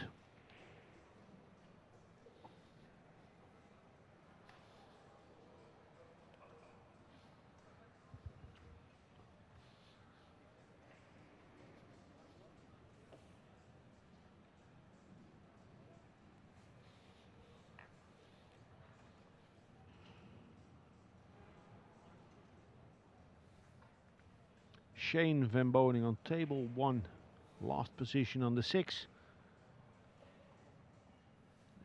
It's not over until the fat lady sings. Anything can happen. Couple of beautiful matches about to start.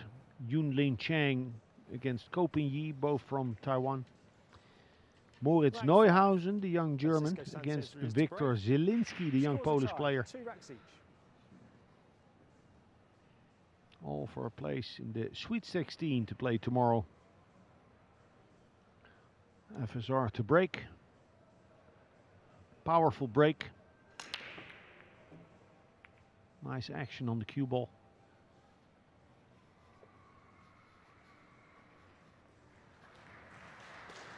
And no position for FSR. The little arc on the cue ball. Perfect.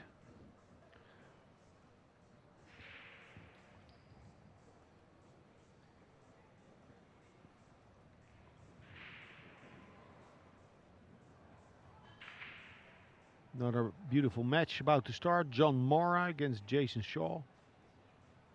Ko Ping Chung against Mario He. Ko Ping Chung, who managed to overcome a 10-8 deficit against Shane Wolford. Shane is sick because of losing that match, but still a good showing by the young American.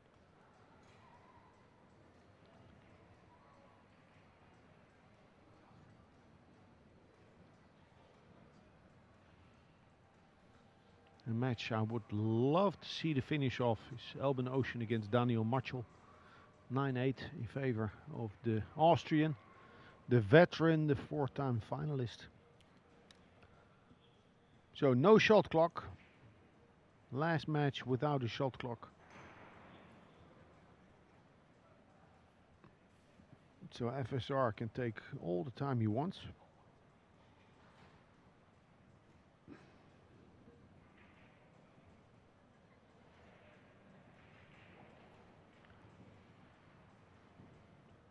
Don't really see what he's looking at.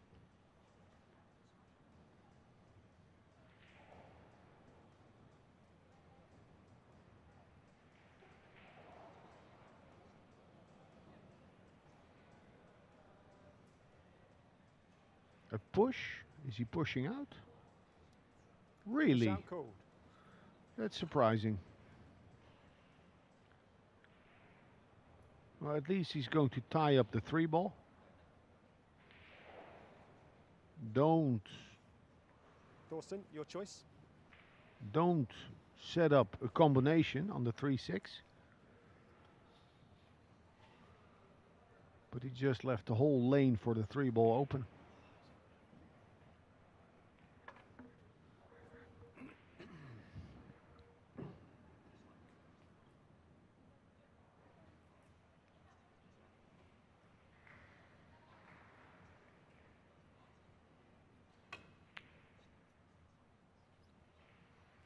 That's a big chance.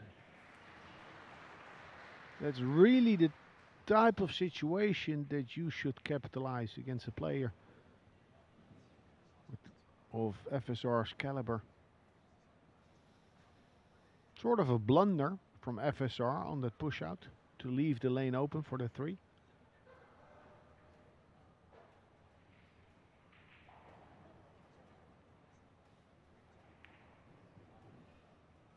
He can play straight back bank to the pocket, low left.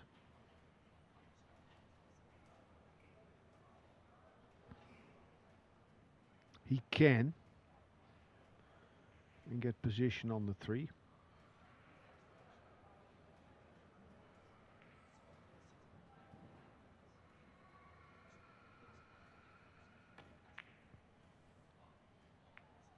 He can also stick it behind the 6. Beautiful shot.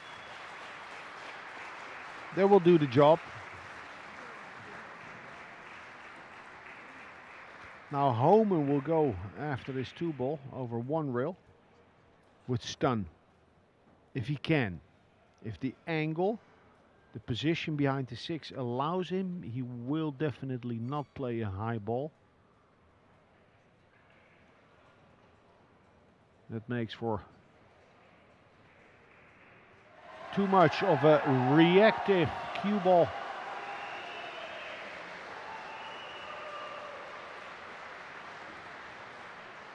And we have another Polish player, good hit. Another Polish player in the last 16. Botkowski beats Aranas.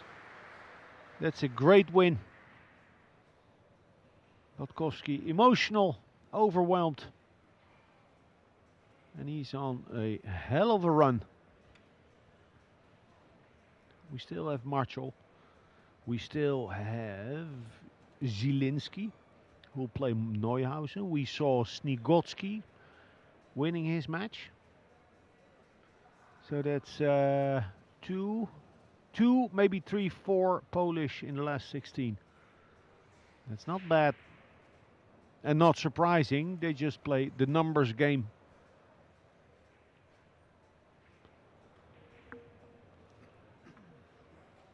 So FSR, to hit that 2-ball, needs left spin. If he goes directly 1 rail, Foul stroke. he would play for half a 2-ball. Intentional foul. Ball in hand. Tying up the 3-ball.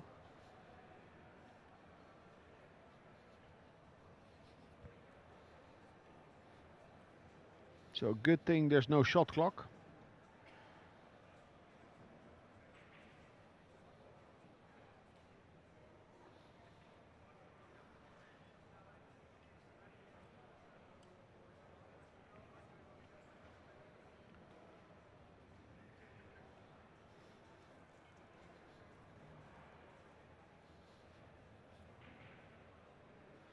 Or you play a snooker and bring the 2 in a position where later you could play the 9-3 combination.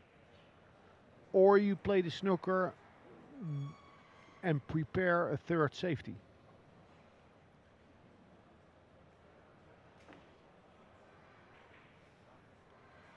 Good shot. 2-rail route to the 2-ball still open. There.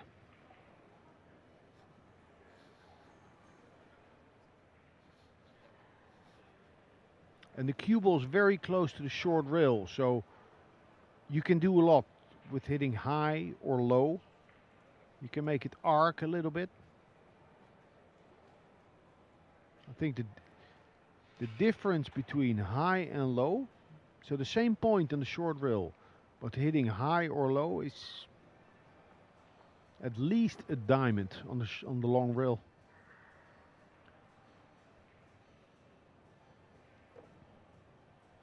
Shot. Good shot. So there goes Homan's plan to open the 9-3 combination with the 2.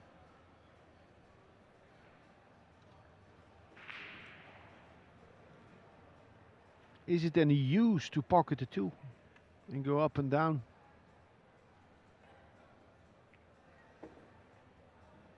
Oh.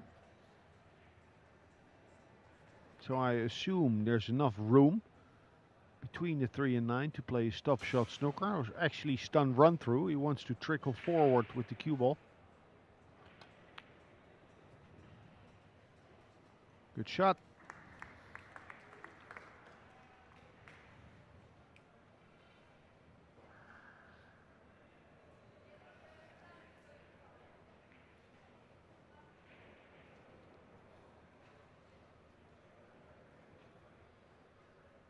Can go 2 rails or 3 rails towards the 3. In a way, I feel... Oh, he's looking at the 1 railer. Don't like it. Right side of the 3 ball, then the scratch looms large.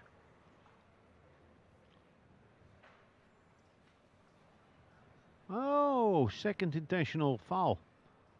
Tying up the 6. Foul stroke. It's not good enough. The 6 is still open, but with the 7 where it is, Ball in hand. and the 6 there on the other side, tight on the rail. A very difficult rack to finish for Homan.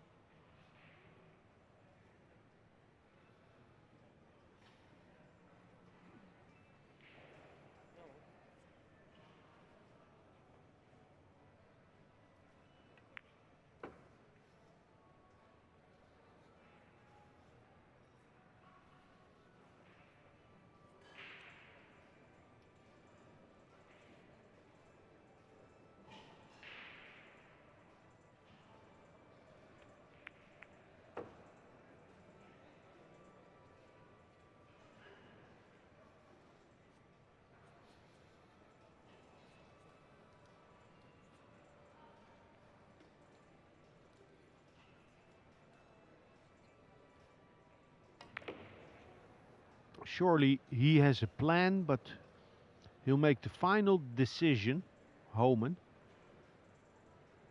when that cue ball stops rolling after making the 5.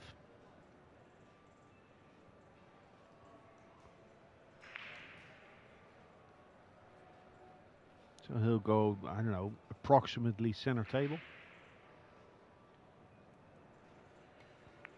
With the big difference of landing 5 inches to the left or right. Did well. So with this angle he could land above the 7, but as close as the 7 is to the long rail, I really wouldn't want to shoot it over the side pocket. Coming back. Could he also hit the 7?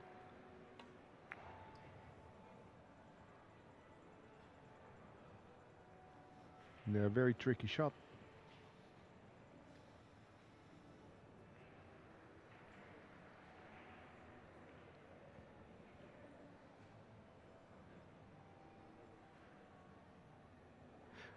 You know, sometimes you have the quality in your stroke, in your technique to execute like that.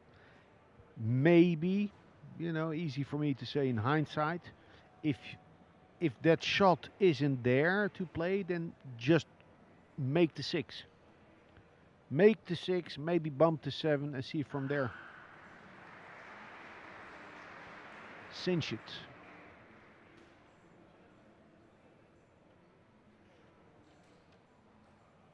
I don't really see an aggressive safety.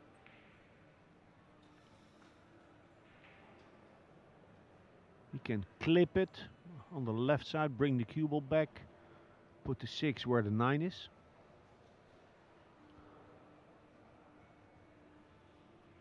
He can bank the 6 back towards the 7 a little bit, leave him off angle, so take away the bank to the side pocket. I like this best. And then it's all about speed. If he's clipping that 6 towards the 9, If he's jacking up, he might be considering the bank on the 6.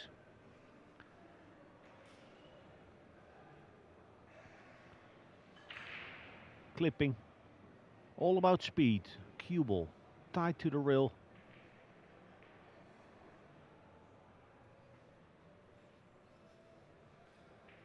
Yeah.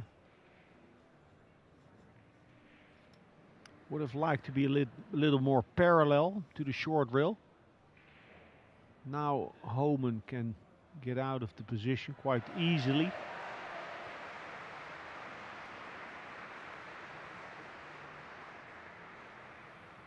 Could have gotten out of the position.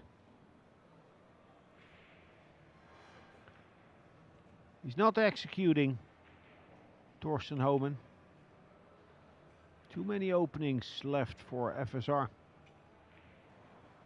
And the opening here in the side pocket helped by the 9-ball. But he would like to get on the low side of the 7. Seems like he needs an awful lot of side to get there. If he can get there.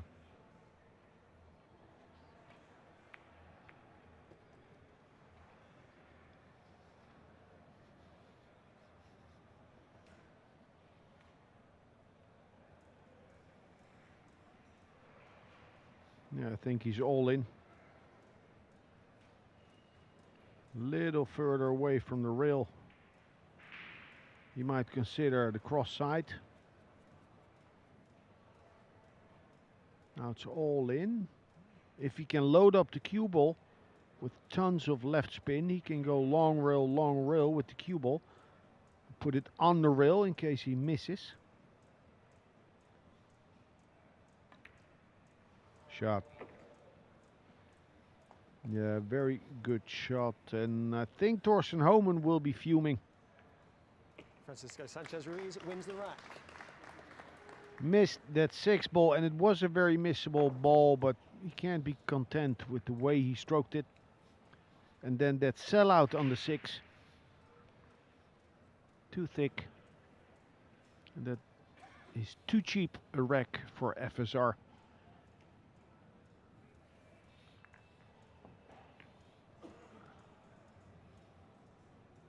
On table 1, the match between John Mora and Jason Shaw now starting. I saw Jason Shaw before this match. He looked a whole lot better than on previous days. He got his rest. He took his rest.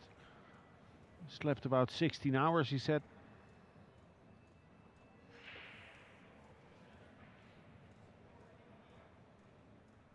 Absolutely a contender for me, Jason Shaw. Rack 6. Francisco Sanchez Ruiz to break. He's due to win a big one. To 2.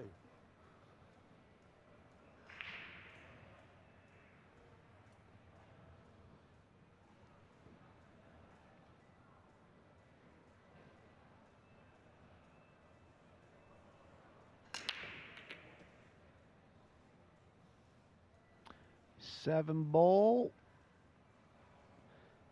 Spoils the party. Look at the arc in the cue ball.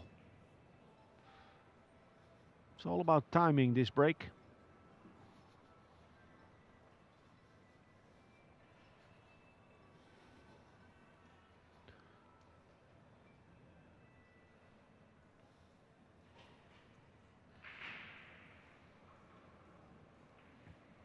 Looking at a kick.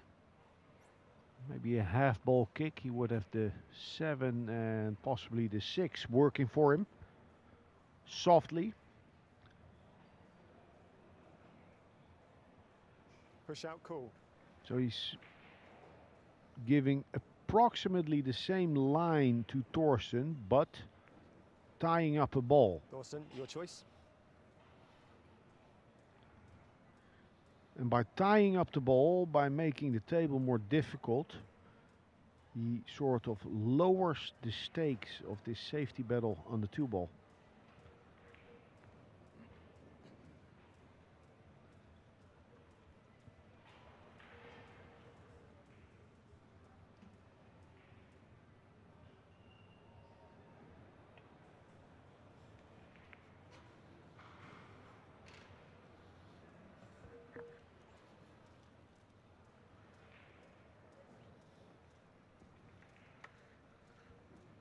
I like rail first on the into the long rail with low. So banking the 2 into the short rail towards the 4 and then crawling back with the cue ball. I'm mostly playing cue ball.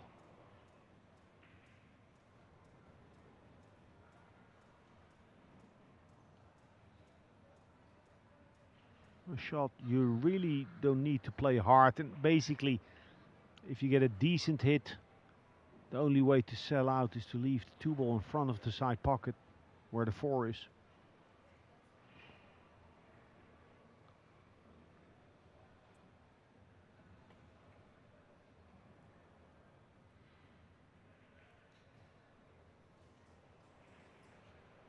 Yeah, a much easier solution by FSR.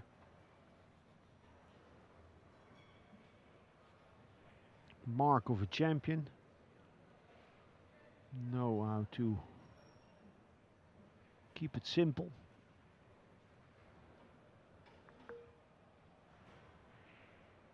Mark of a maniac looking for complicated solutions.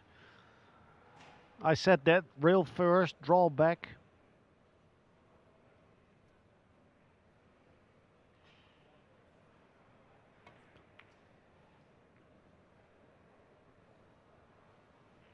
Okay, and opening up that mini cluster makes that 2 ball the key shot on the table.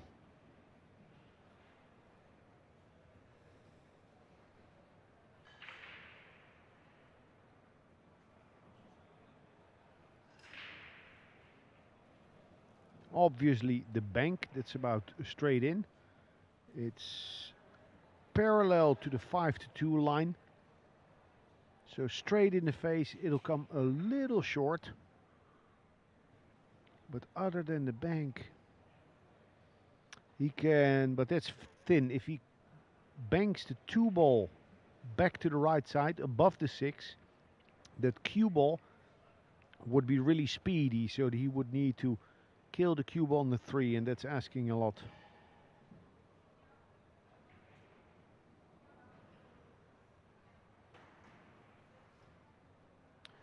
Yo no lo sé, zeggen ze, they say in Spain. I don't know. I don't know anything other than the bank.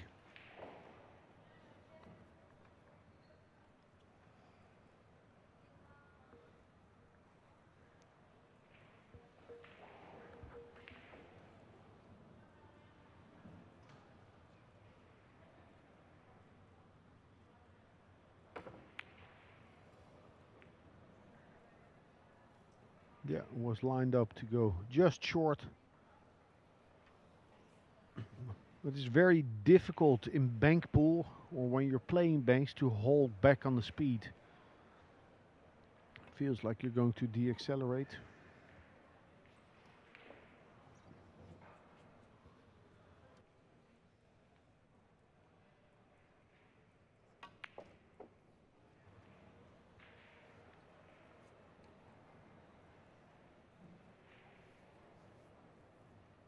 Come back 1 diamond, and he's looking if he would have to mess with the 8 ball.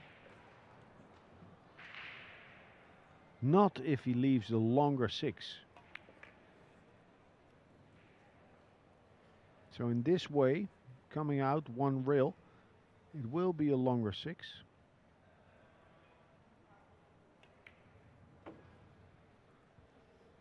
Played it nice.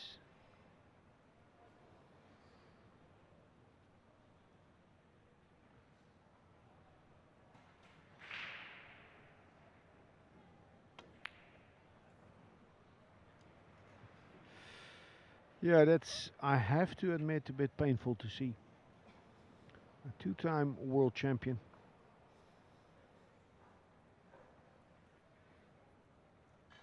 He's always had that choppy style when stroking the ball, or seemingly choppy style. Sometimes he'll release the cue, but nowadays I feel it's hurting him more than it brings him value. Too rigid.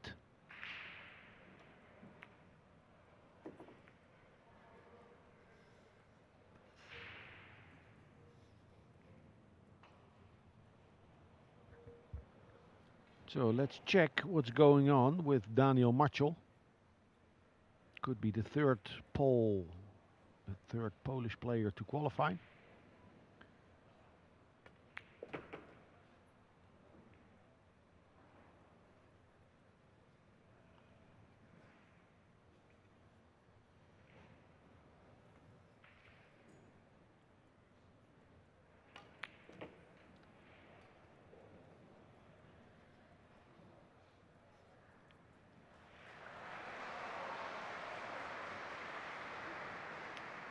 Ten-9 down. Sanchez Ruiz Daniel wins the rack. Marchal against Albin Ocean. And Zielinski 2-0 down against Moritz Neuhausen. On paper, Zielinski the better player, but Neuhausen is an upcoming player.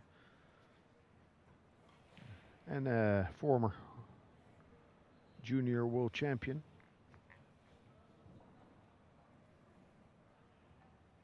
So a pitfall for Viktor Zielinski. Everybody on the home team is under more pressure.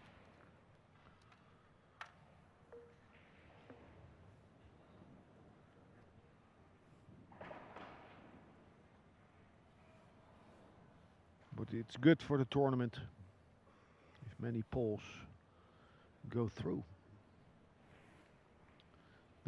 There are two now in the last Rack 16. 7. Francisco Sanchez Ruiz to break. And two others Four that could racks still to make 2. it. Shaky start for Thorsten Homan. FSR picking up the pieces. Wants to do more than that, more than picking up the pieces. He wants to put a pack on Homan.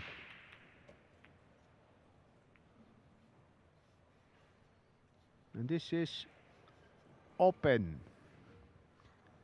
Straight in on the 2. Look at the draw on the cue ball when it hits that 9. So it's about to deflect towards the short rail, but then the brakes are put on.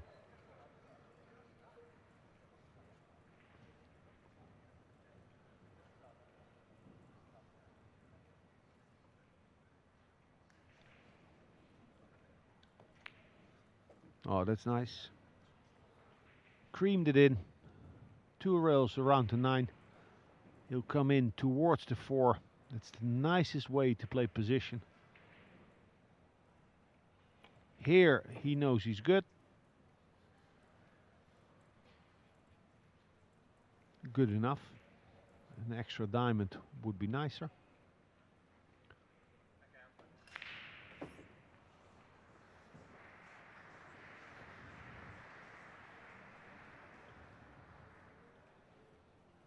You get the feeling that FSR Al Ferrari is really looking to shift gears.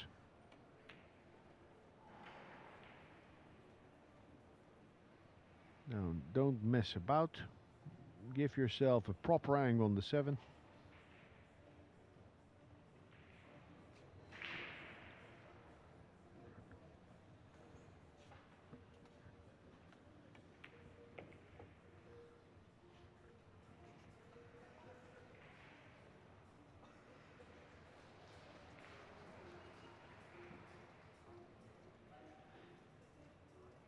No, I've been there.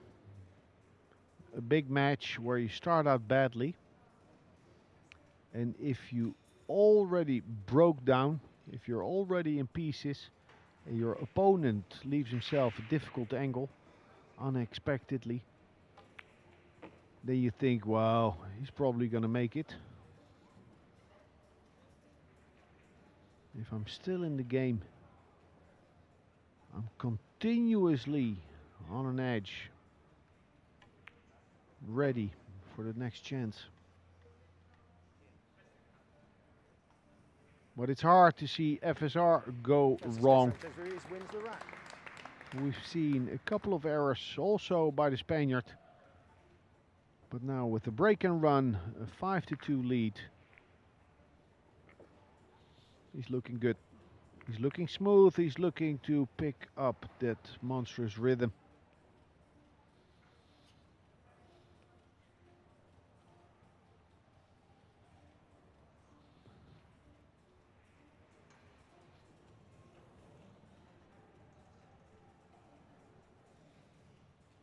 2 matches on a day, 2 races to 11 if you win them, like FSR and SVB earlier today in the afternoon session. That's all good, but we've seen so many matches go close. 11-9, 11-10, 2.5 hours, 2 hours, 45 minutes. And then play 2 of those on the day. And then again tomorrow. 2 rounds.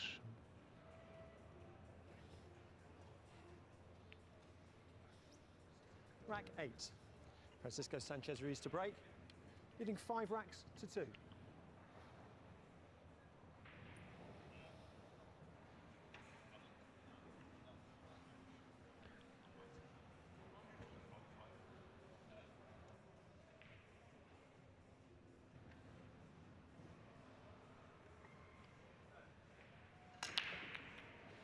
Nice, and again, well, he did fail to make the 1. But what I see every time when FSR's cue ball hits another ball on the low side, look at this.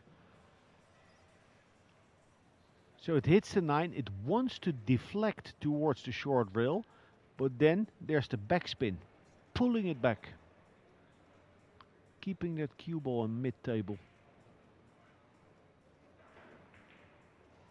He can come around to 7 here. Just about.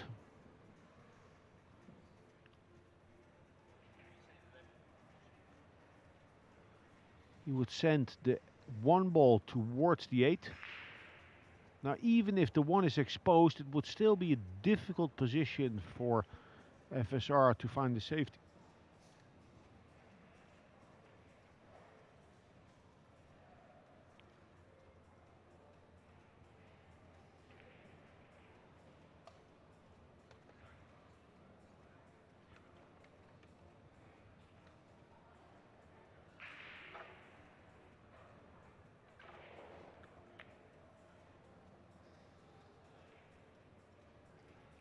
Nice. Don't know what that hand gesture was for. Well, actually, I think I know. I think I know, because now the cue ball is tied behind the 7. But if not that, then the 1 would be exposed. He played to give that 1 ball a little more speed.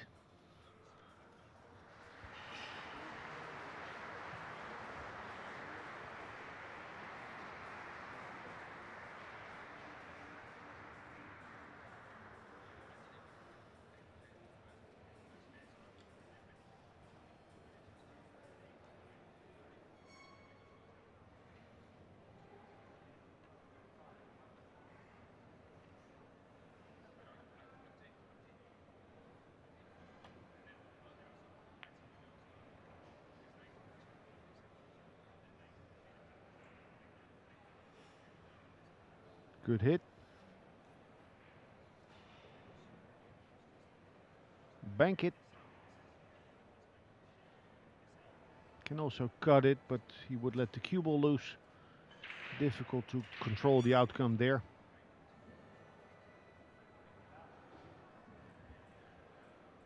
He's cutting. Speedy cue ball, watch out. Oh, nice. Very nice. It's code orange, Torsten Homan. It's go time. Shake off the mistakes from earlier.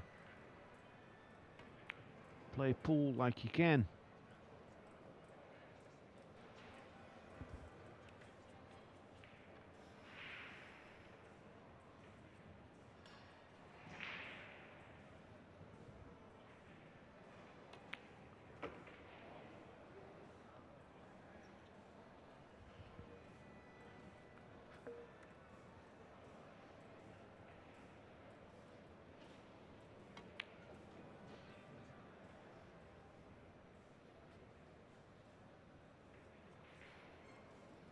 Yeah, all this while that 9-ball is in the most undesirable position.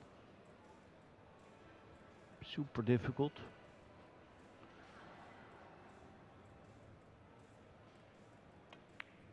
but it's far enough away from the jaw of the side pocket so that he doesn't need to be totally straight in after playing the 8-ball.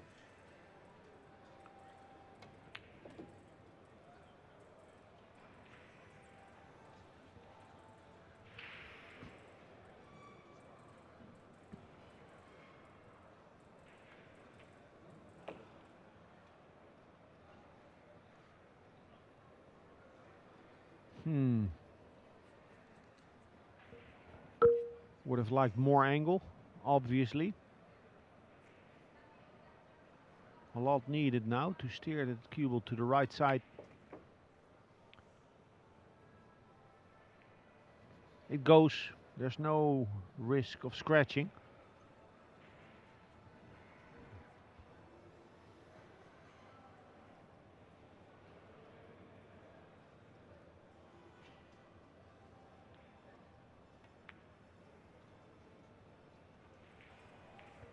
Yeah, it started with his position towards the 8.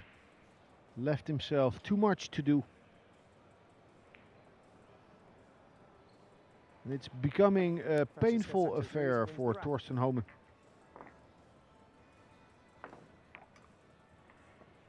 It's Thorsten against Thorsten and FSR against Thorsten.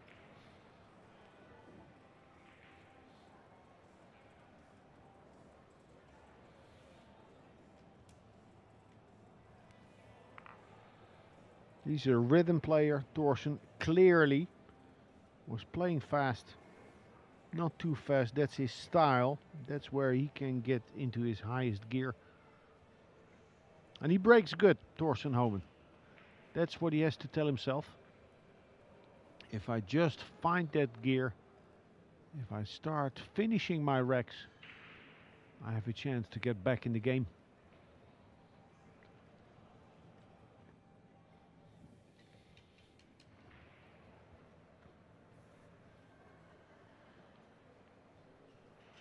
Rack 9. Francisco Sanchez Ruiz to break, leading 6 racks to 2.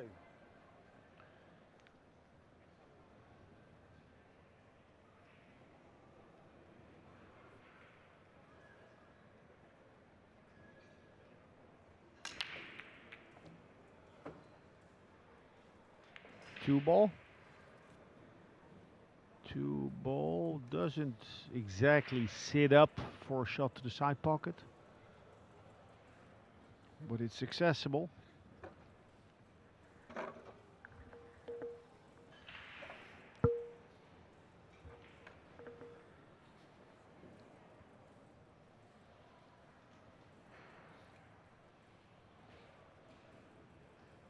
Would be a great shot.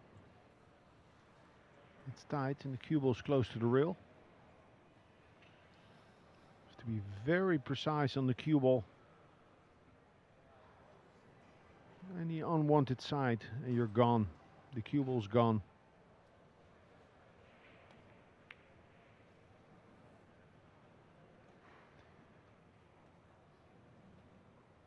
Would be good for the match if Thorsten Homan could flick the switch.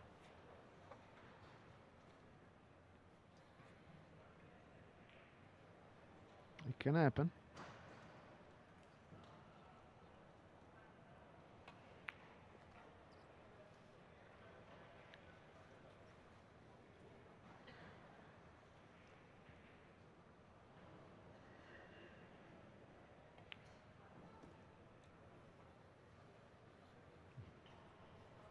In open play,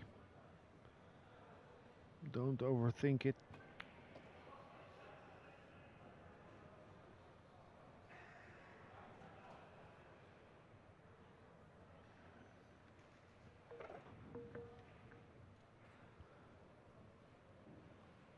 With everything that has happened, because he's made a few errors, Thorsten Homan,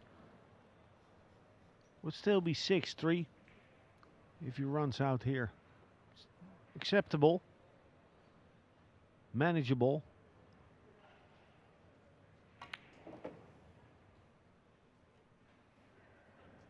That's nice. Just a stop shot. half a diamond away from the rails, more than enough. And a little more. Thorsten Homan, you're still in the game. Thorsten Homan wins the rack. A missed 2 ball from FSR by quite a margin and a run out subsequently. Thorsten Homan looking for some confidence, some rhythm, some feel. And then the belief will come. A good break. Let's start there. Yeah, of course.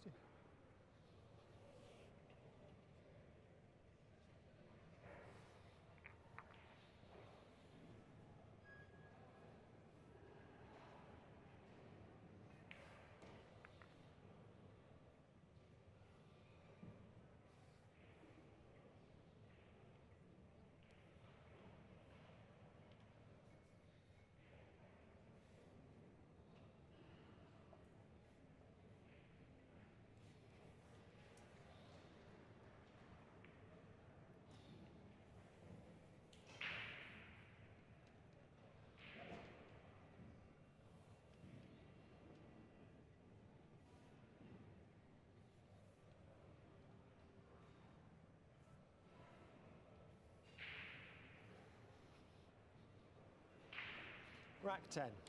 Thorsten Homan's break.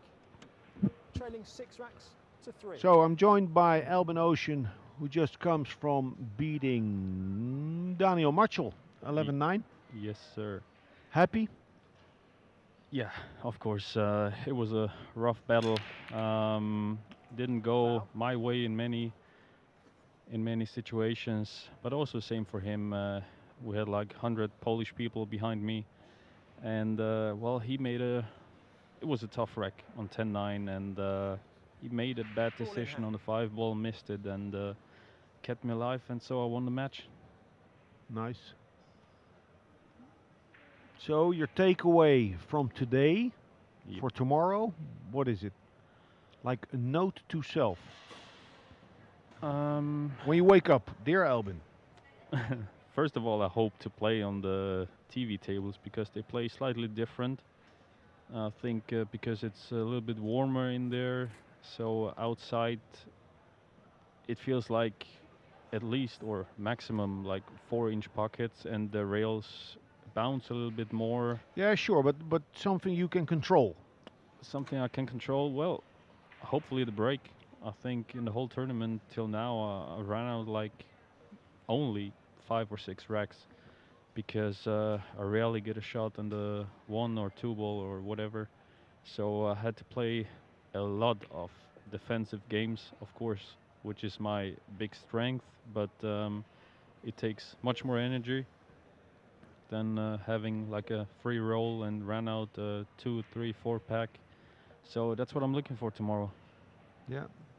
Yeah, but you're breaking good. I mean, you have a good break. Yeah, no, I'm feeling good. I had to change a couple of times because sometimes it's easier from the left than from the right, and everyone has a like a break or a break side where he breaks more often. Like for me, I rather break from the left than from the right. It's like, I don't know, I don't see exactly where I want to hit it or have to hit it, so yeah, it feels less natural. Yeah, true. But still, if you're not getting position consequently, then maybe try something else. Yeah, I mean, but without getting shots, you're in the last 16. True.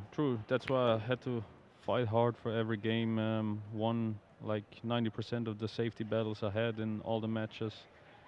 But like I said, it takes much more energy. And when the match takes about like 2.5 to 3 hours, it's just tough, you know. I mean, I believe tomorrow we start with shot clock, or I hope, to be honest, because some matches take like 3 hours, 3.5 hours. We saw already today, which is just way too long. It's long. Your match against Tyler was a good one. 5-5 lasted about 90 minutes, easy. Imagine that had gone 9-9. Yeah, of course. But I mean, many good safeties. I mean, it's almost, you know, something to sell. Yeah. Or to sell. What am I trying to say? people back home that watch, they see so many safeties and kick shots and defensive play. Yeah, there was high quality safety battles with Tyler.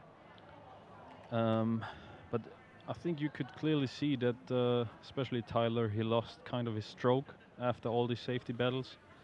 And for me, it's normal, you know. It's one of my biggest strengths, and I love to play safety battles if it's a good one. And but of course, after a while, it gets a little bit tricky. But still, Rack 11. it gives you energy in a Sanchez way. Ruiz to break. You feel like stimulated. Leading 7 racks to If you 3. win, yeah. If you win the safety battle, then of course. But as I said, it takes a lot of energy. Like now, I'm quite done, to be honest. I played around 5.5 hours today, so I'm happy to go You're into good the to room go. now Well, and nice get that some you rest. sit in with me for a little bit. I No, don't of know course, if of course. it's going to take that long, because Torsten Homan is not producing. He seems a little tight, missing shots thick, and FSR is doing his thing. He's not playing like flawless. He's He's picking playing- up the pieces with yeah. an occasional break and run. Yeah, and he's on a roll. I saw some shots he had played against Oscar. I think in the previous shots, he's just incredible, talented, nice person, and I'm very, very glad for him that he's there where he is now, because that's where he belongs to. Because everyone was kind of waiting for him to get the breakthrough in the tournaments. He was there for like 5 years, always in top 8, maybe top 4, and then all of a sudden he got his eyes lasered. Oh yeah. Yeah, like a month before the Derby City. Oh. And then he won Derby City and had the craziest year I ever saw from a pool player. Yeah, exactly. Yeah. Yeah, so now He had Max. his eyes lasered. Yeah. And now Max got his eyes lasered, so I told him you gotta win at least 250,000, otherwise it's just a Yeah. bad year. But it's crazy what kind of things can make it the difference when you see. Well, how a little change can make such a huge Such an difference. impact. Yeah, Yeah. it's incredible. Yeah, but it's rare. I mean, it's rare to see that. Now I also talked to Max, and he said like long putts, he can see much better, much easier now. Before, when he went down on the shots, especially on long shots, it kind of his view got Blurred. blurred, Yeah. like in the back a little bit. So it was tough for him, he said, and of course it got worse after a while. So It's not like in a month from now we'll see a big patch on your shoulder like a laser clinic. no, Carrington no, laser clinic. I got eyes like an eagle. So yeah, but crazy. And also Francisco said it's crazy since he got the eyes lasered. His game is different. He has no fear anymore for any shots. and, What? yeah. Huh. Well, thanks for that. Let's try and talk a little about the match. Yeah, little roll here from Francisco. Missed the jump quite far. Seems like another jump shot for Torsten here. What do you play for? I'm not sure if he tries to make it into the corner and maybe send the cue ball like like a follow, but that's Yeah, quite but I would be afraid if I try to make it that I scratch. yeah, that's why I said follow, but I think for this distance it's almost impossible. Wow. Was a good attempt. Yeah. I will see another jump. But he kind of always knew that it could stay like this, so So what do you do here on the jump? Can you play it, make it go forward once it hits the 2? Here? Yeah. Yeah, it depends what kind of shot you favor. If you, because I hate for that long distance to play like a soft shot, Oh, like nice.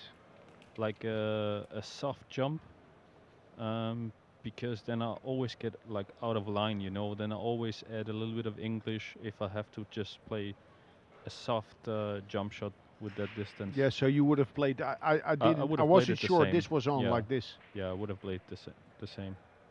But I think he got a little bit awkward position here. He got to go back with the cue ball where it is now to play the 4.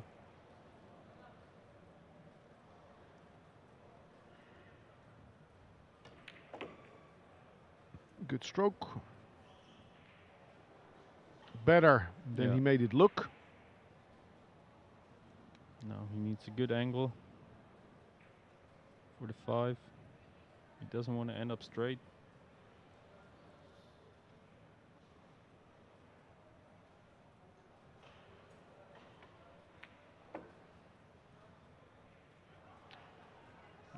Speedy, but perfect. This is fine. Yeah.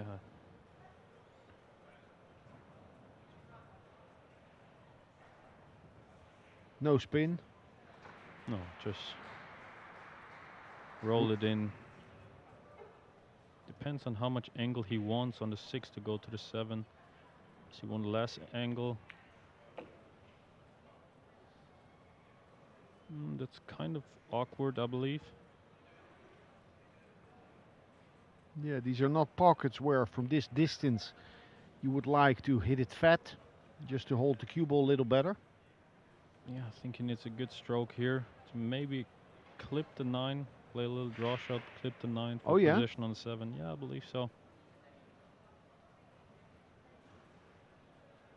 Scary, this. Oh. Yeah, life put is a nice just stroke, that bit yeah. easier if you're up 7-3. That shot when you're trailing 7-3 is about 5 times harder. Yeah, he's so full of confidence.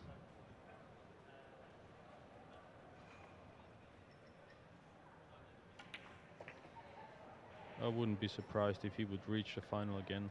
Oh, yeah. I mean, he hasn't been in the world yeah, well, actually the World 8 ball. But I think he's on top of his game. With the Mosconi Cup, I think he got some nice experience under pressure. Yeah, it was a bit of a humbling experience for him. Yeah, no, definitely. It's not like he crumbled totally, but it was a little below par compared to what he did throughout the whole year. So who do you have tomorrow? Snigotsky. Snigotsky. Mateusz. Snowball. Let me see. You're on the lower half of the scale. No, top half. Yeah. Top half, but down. Down on the top half. Yeah, you beat Machol and Snigotsky beat Kukerm. Lars Kukerm. He's a tough player, Snigotsky. Yeah. He's not a flower. He's experienced. He plays hard. I think, or hopefully, we'll play with shot clock because that changes the game, and I think it favors me a little bit more than him. It's tough, you know. He's fighting hard. I saw the match against Lars. He wasn't doing so well, especially with the break, but he was fighting hard. He made some good and important shots. So you always gotta stay patient, of course. I mean, it's the last 16. You can lose pretty much to everyone. So just focus on yourself, focus on your break, and make the best out of it. Rack 12. Yeah, one step at a time. Sanchez Ruiz to break. Leading 8 racks to 3. He needs 3 steps more. FSR basically has this match won. I mean, he's loose as a goose. He's playing well. And the more time Homan spends in his chair, the less likely a comeback is. And this break he uses is so hard. I tried it for like 2 hours and I can't make it. like because he makes it on purpose. You know, he draws behind the 9. Of course, he would rather maybe try to hit the 9, but like 90% of his breaks, you see a draw shot behind the 9 and going back up. So there's pretty much no danger for a scratch, and he still always makes the 1 ball. And it looks to me like it's stun draw. It's like it's not a full draw. Yeah, yeah. Push out called. I know the Taiwanese guys, the Ko brothers, try the same, but they break a little bit more inside, like half ball or almost a ball more inside in the break box. And they try the same with Wukong Lin, but just Francisco's break looks just better to me. More consistent. And a little more powerful, I think. Yeah.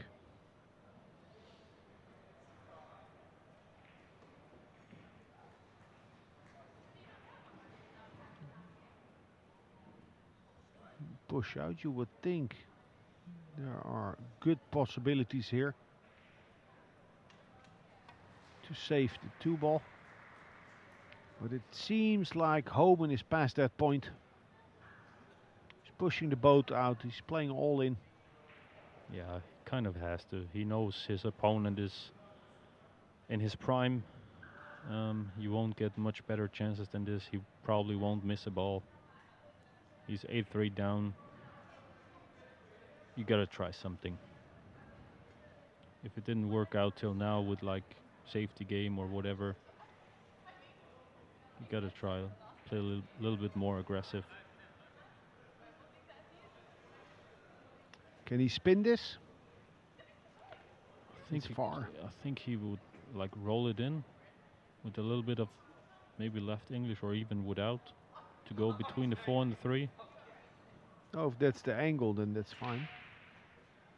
But I think it's hard to bridge here.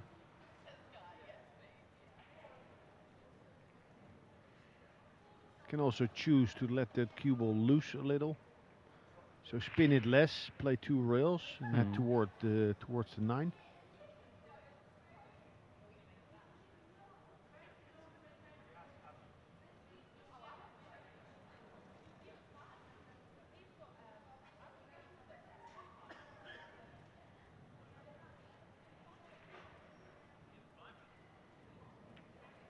No, took all the speed out of it.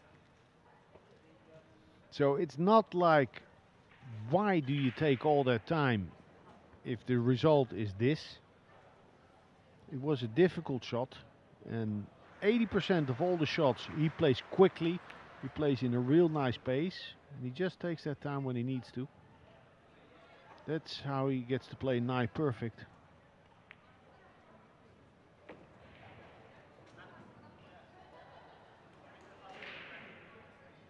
The other table, we just saw Zhang extended the lead, 5-1 up against Ko. I think many people were excited and they heard they're gonna play against each other. For what reason? So one would get to be eliminated. No, I mean the spectators. Yeah, yeah, it's a good match. Yeah. Potential classic. Chen Jun Lin, another one of the greats that is due a big one, a big win. Although I don't feel like recently he's bringing that level that got him to so many finals some years ago. Frozen ball. Yeah, but I mean the level is so high. It's just, I mean you saw Jason last year, great player. Incredible shot maker, and I think the best result was like a 9th place or something. So especially last year, sometimes with the one on the spot, Sanchez Ruiz it can go easy, you know, can go quick, and that's Nineball. Well, not anymore. Now almost every match is tough. But anyway, It was nice to be here, Alex. I will get some rest. Oh, okay, yeah, Enjoy you're good. commentating. You're good. Good night, guys. We'll wrap this up in a little Enjoy bit. the match. Good luck tomorrow, Albin. Thank you.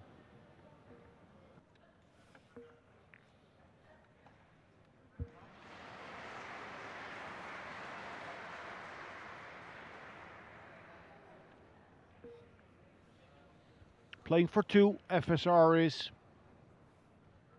play himself into contention into the last 16. The cream rising to the top.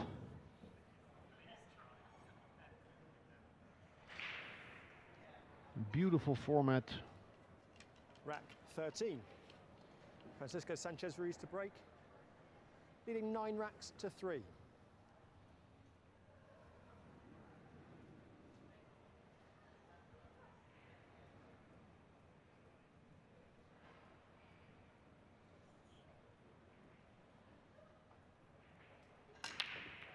And again, the thing that Albin mentioned, the curve around the Nineball, this time a little too much.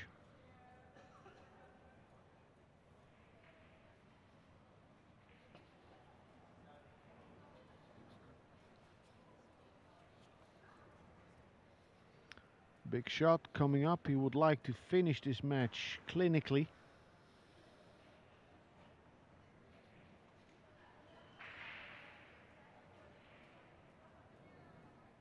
Needs to hit this crisp. Not a lot of margin.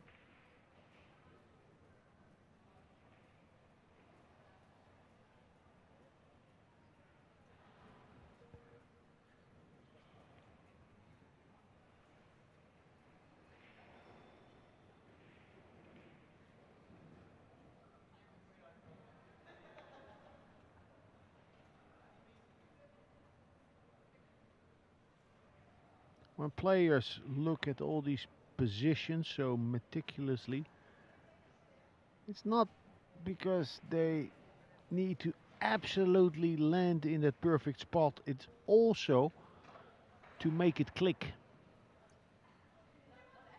If you have a clear picture of where the cue ball goes, where you would like it to be, then it's more likely that you'll make the shot. Basically, they're trying to make it before they go down.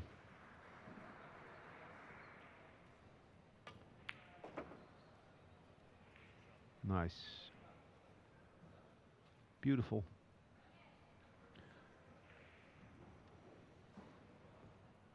El Ferrari in cruise control.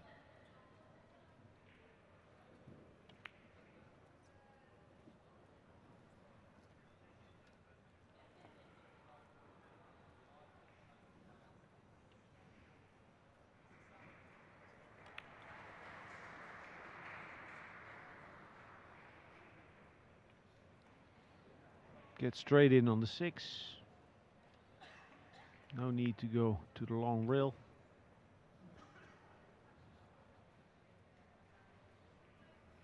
Well, he can stop it. Gives him a good angle.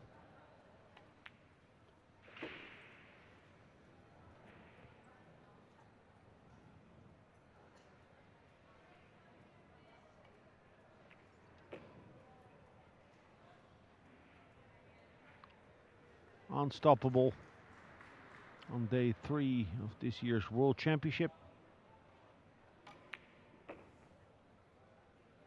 One more 9 and then one more wreck. And then it's an early night for FSR. Francisco Sanchez Ruiz wins the rack. Good break and a beautiful long 2 ball thumped in. And from there, cruise control. 10-3 needs one more, and then he'll be through.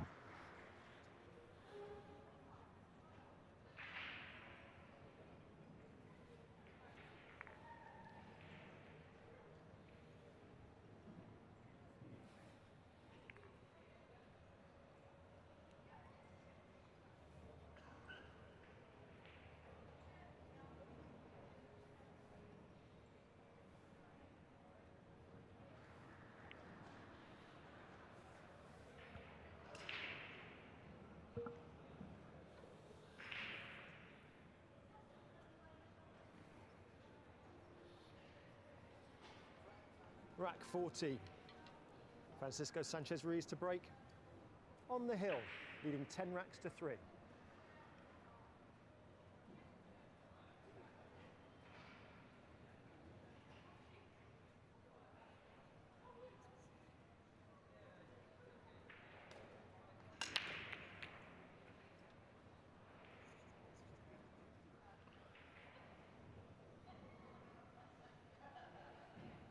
With his back against the wall, Thorsten Homan. A rare occasion. FSR not making the one in the side.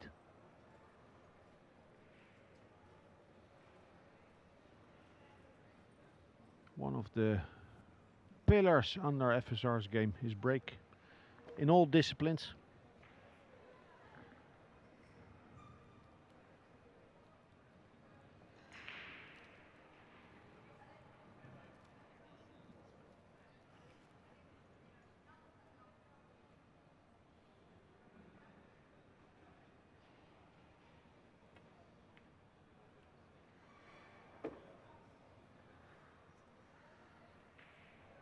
Two ball cuts, and he won't have any trouble drawing that cue ball to the long rail and out.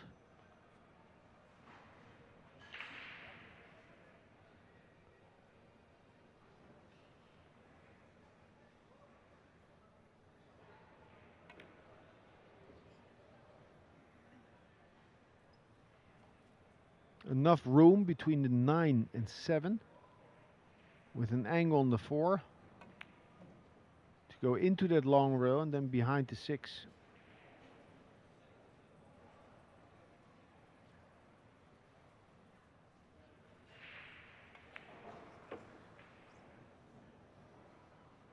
Doesn't want to be straight.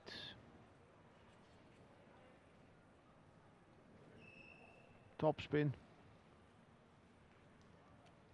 Not too sharp.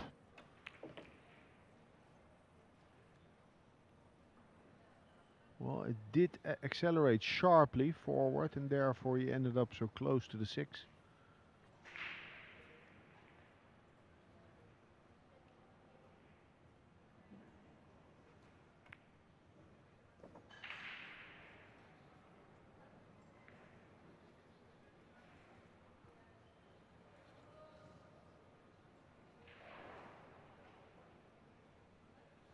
Just get this 7 down.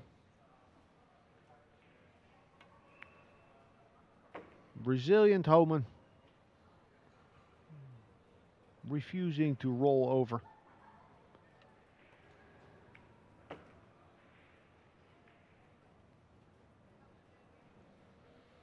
Gets one back from FSR, a dry break, and then a nice run out by the German. Started the run with that sharp cut shot on the 1. Now looking for a good break. Sort of relieving if you're behind like that. Playing with your last chips. All in.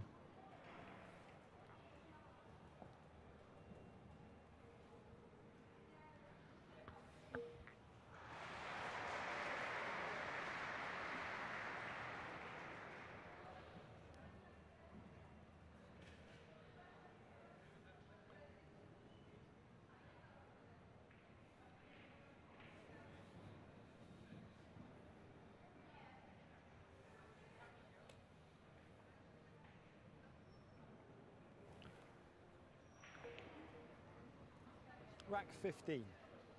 Thorsten Homan to break. Trailing 10 racks to 4. Two-time world champion Thorsten Homan. A big deficit. 6 behind. Needs to win 7 from here. Beautiful break. Broke like he meant it. Now that 6 ball needs to get out of the way. Or stay where it is. A makeable combination. Very nice break.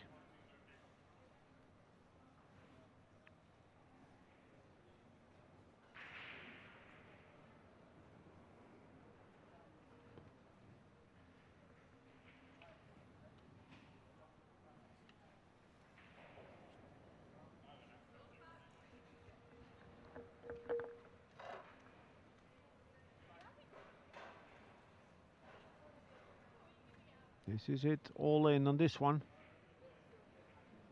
Miss it and it's over.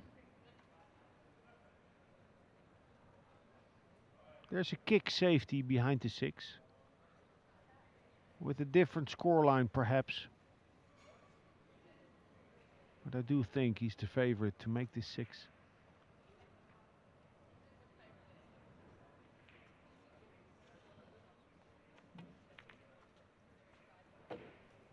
Shot.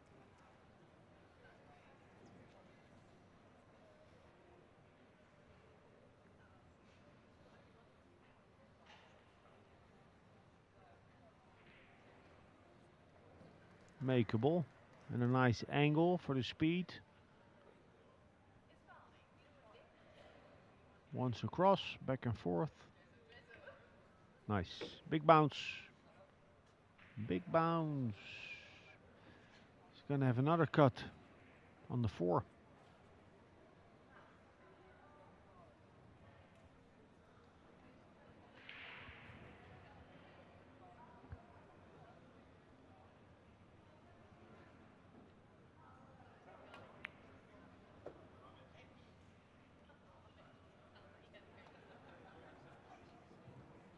Can't just float it in. Side pocket on the left is blocked.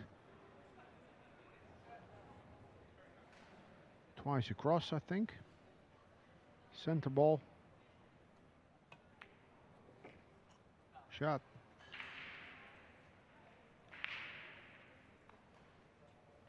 It's nice to play if you have nothing to lose. And if you're that far behind, nobody will expect you to win. A dead man can't die. Not for the first couple of racks. If he gets to make it 10-7, 10-8, the pressure will come back.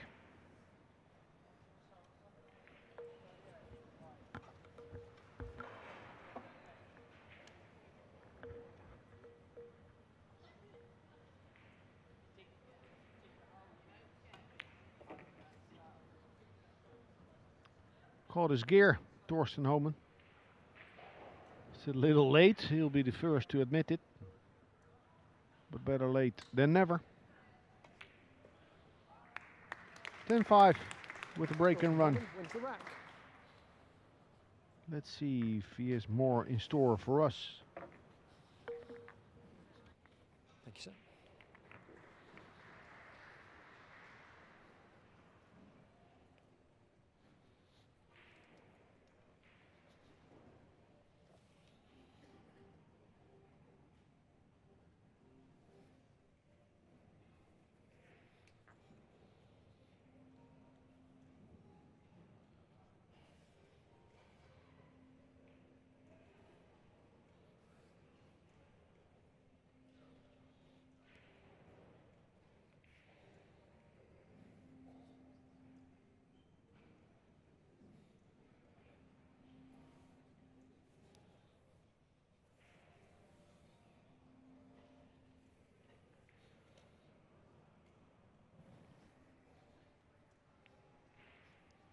Rack 16.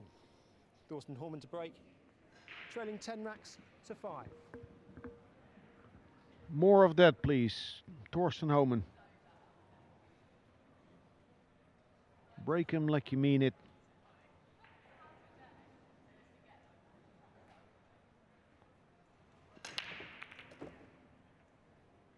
Nice. Straight in on the 2. And I do think he has enough room going forward off the 2 for a shot on the 3 ball.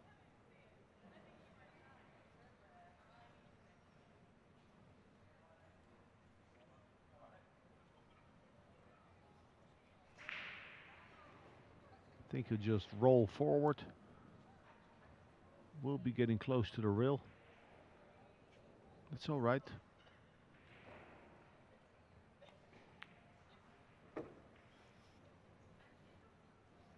Perfect.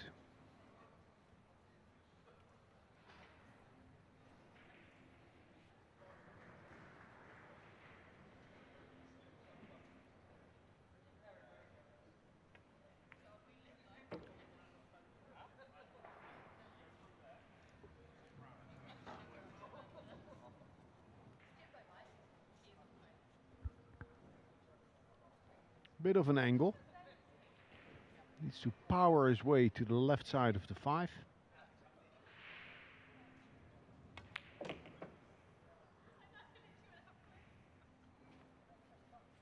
Can choose high right, go to the right side of the 6,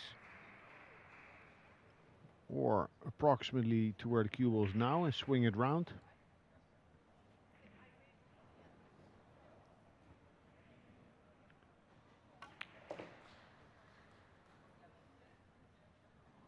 Well, I'm happy for Homan that he at least gets to show what he has, what got him to the last 32. And as far as I'm concerned, he can keep doing that for a little longer. We want to see some sweat on FSR's forehead. 10-8, 10-9, who knows?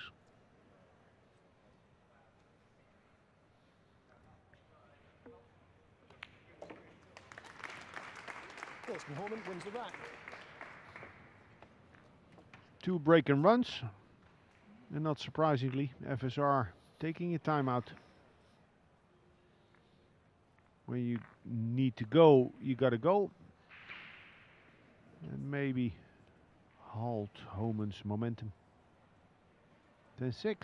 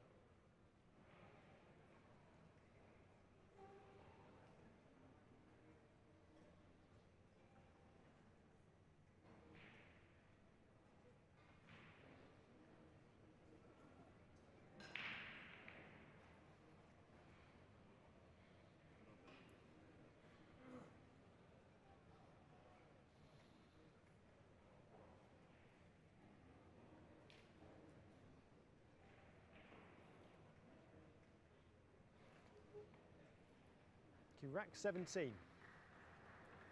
Homan to break. Trading 10 racks to 6.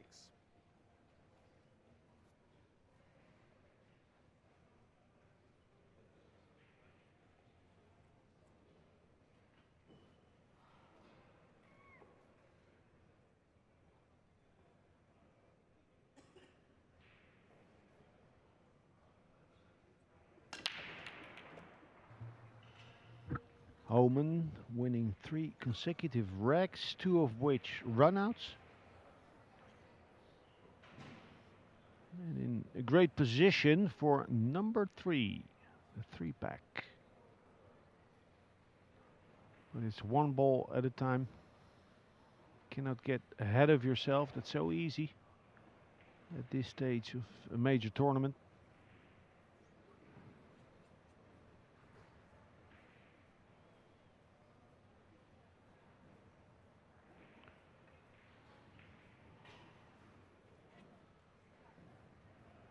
Very tight if you would try to go between the 8-9 and the right of the 5 towards center table. A lot of traffic to negate. Good job. He's good. He's in line.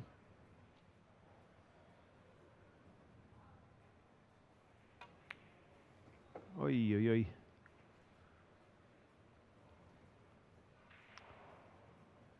Forgot to hit the ball, to draw the ball. It's not only the cut, also needs to spin his rock.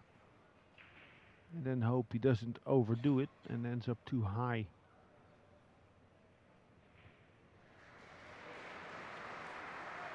Shot, very nice.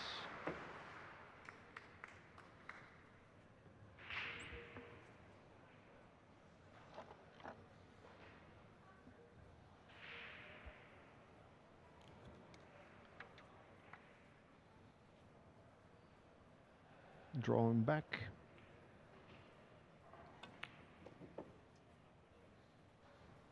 Is this enough angle? Looks like it. Hopefully for him enough to roll the cue ball, but I don't think so. He needs to punch it. Stun run through. And come out far enough to the right of the 8-ball.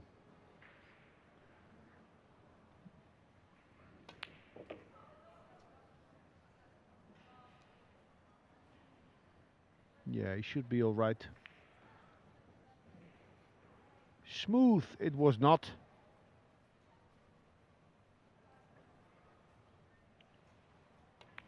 Had a very nice open table after that first shot on the 2, then lost position on the 5.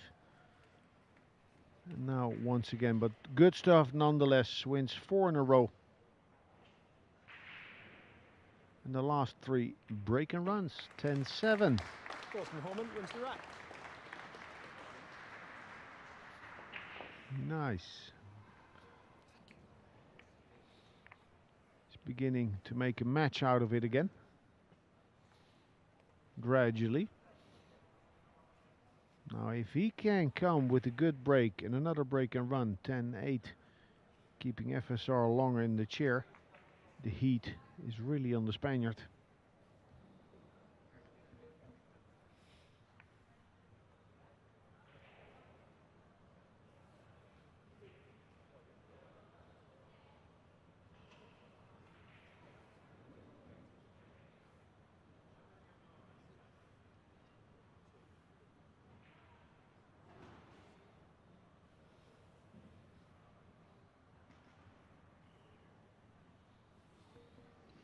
Cheng Jun Lin, 6-3 his lead over Ko Pin-yi. Before this match, I think for most people, Ko Pin-yi would have been the favorite. Rack 18. And Jason Shaw, 6-4 on the TV table over John Mora. One more, Torsten. Break him good. Don't hold back. Don't fear the scratch. If it's gone, it's gone.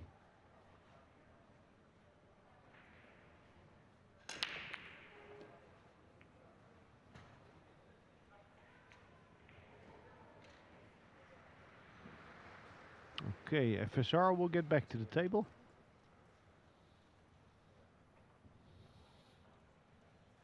As much as Torsten would like to keep him away, this jump on the 2-ball is asking too much, I feel.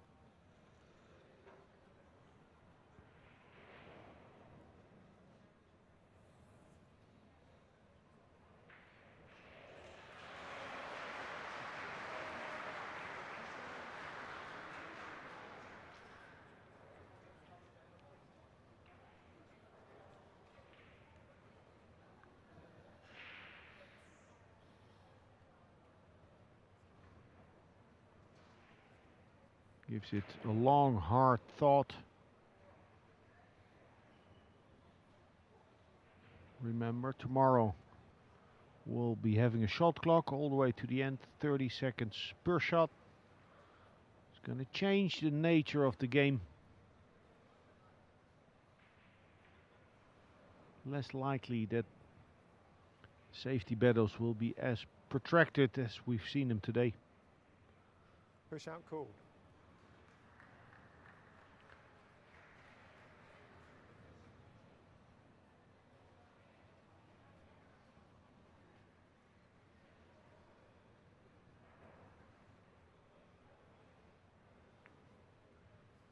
Francisco, your choice. Yeah, he's gonna play this. He can cross the two. Play it back and forth. Try and maneuver the two to the middle of the short rail. And then with a little bit of right spin, avoid the 5 with the cue ball.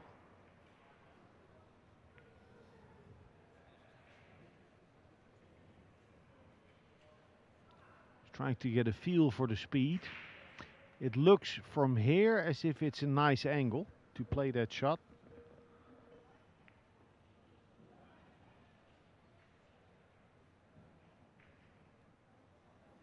Doesn't want to be too conservative, but the fact is also that he has had seat treatment for the last 30 minutes.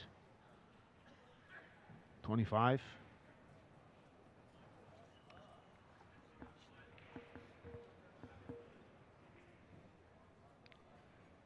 Cue ball is a little bit speedy if he plays long rail with the 2.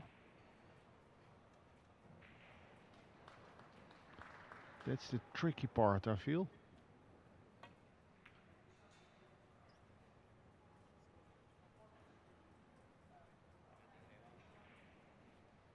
Good call by FSR to give it back.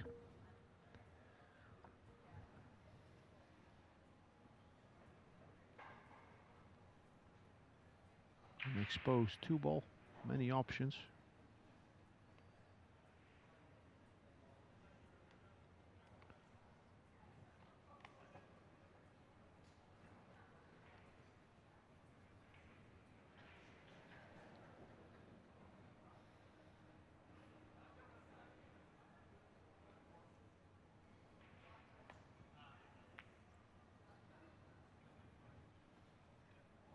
Shot, but a gap. Does see the 2, I don't know which part. Maybe full.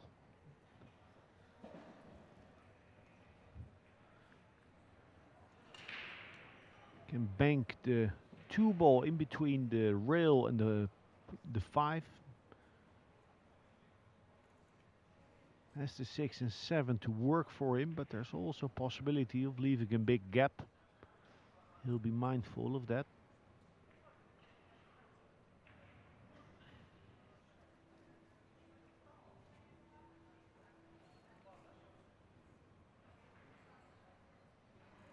Yeah, what else? Same shot, but not as hard.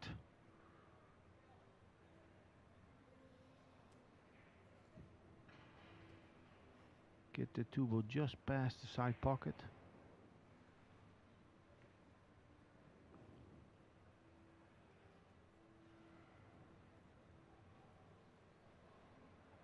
And if not that, a containing shot, split the balls.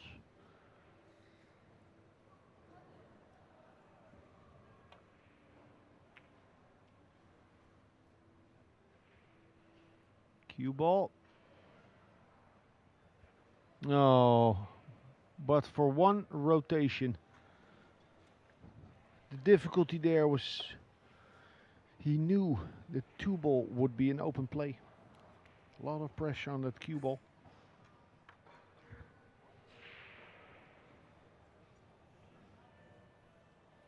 I do think the 3 ball goes to the pocket, low right.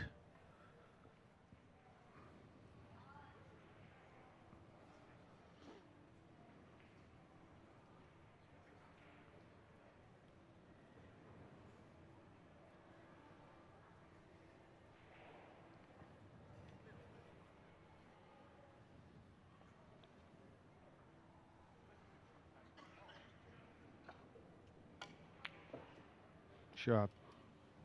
Oh, you did well there.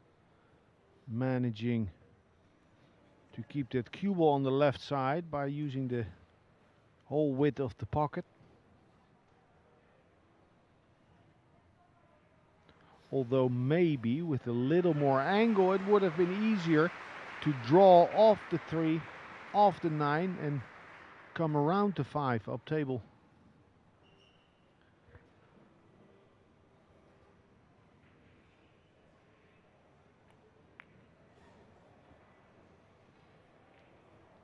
Accepts what he has.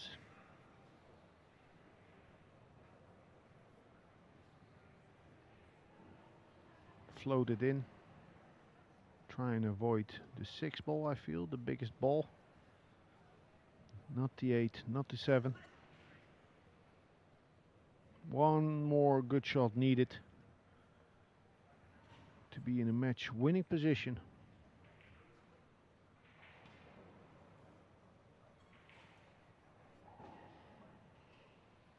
He understands the importance of this chance.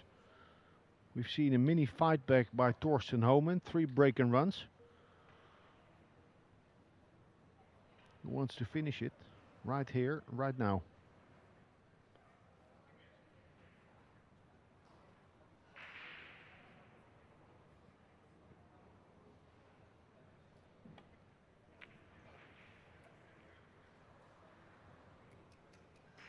Clinical.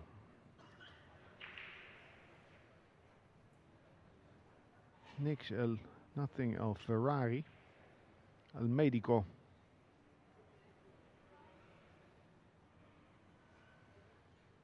Punch forward for the 6-8 combination.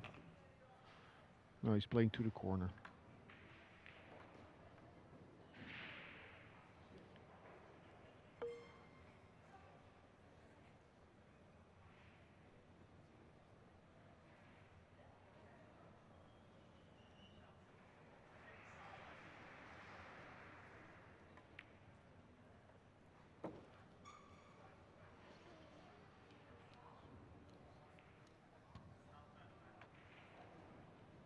So strong, so disciplined.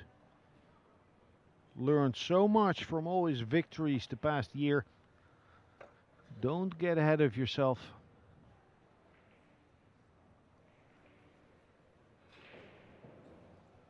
Take those 20 seconds extra if you have them.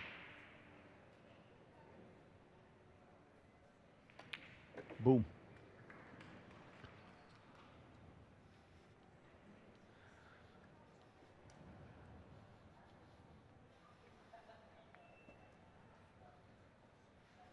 This is it. Esto es la bola. For an 11-7 win, FSR goes through to the last 16 tomorrow.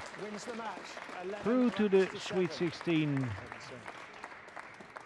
Good job, Thorsten Homan, for that 3-pack. Ran 3 racks off of the break. Made a mini comeback, put a little bit of pressure on FSR. But he handles it like the champion that he is. We're done. I'm done. Table 2 is done. We'll be back tomorrow. Good night.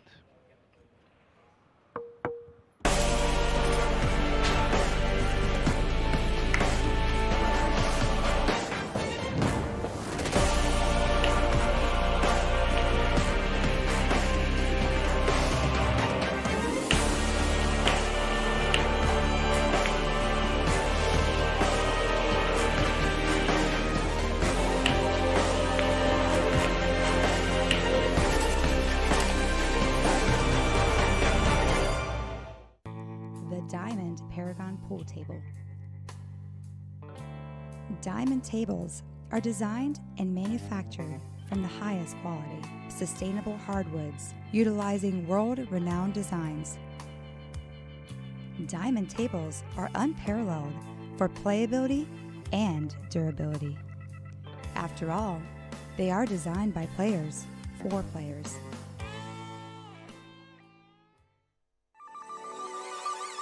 This championship is being played with the new Arameth tournament set.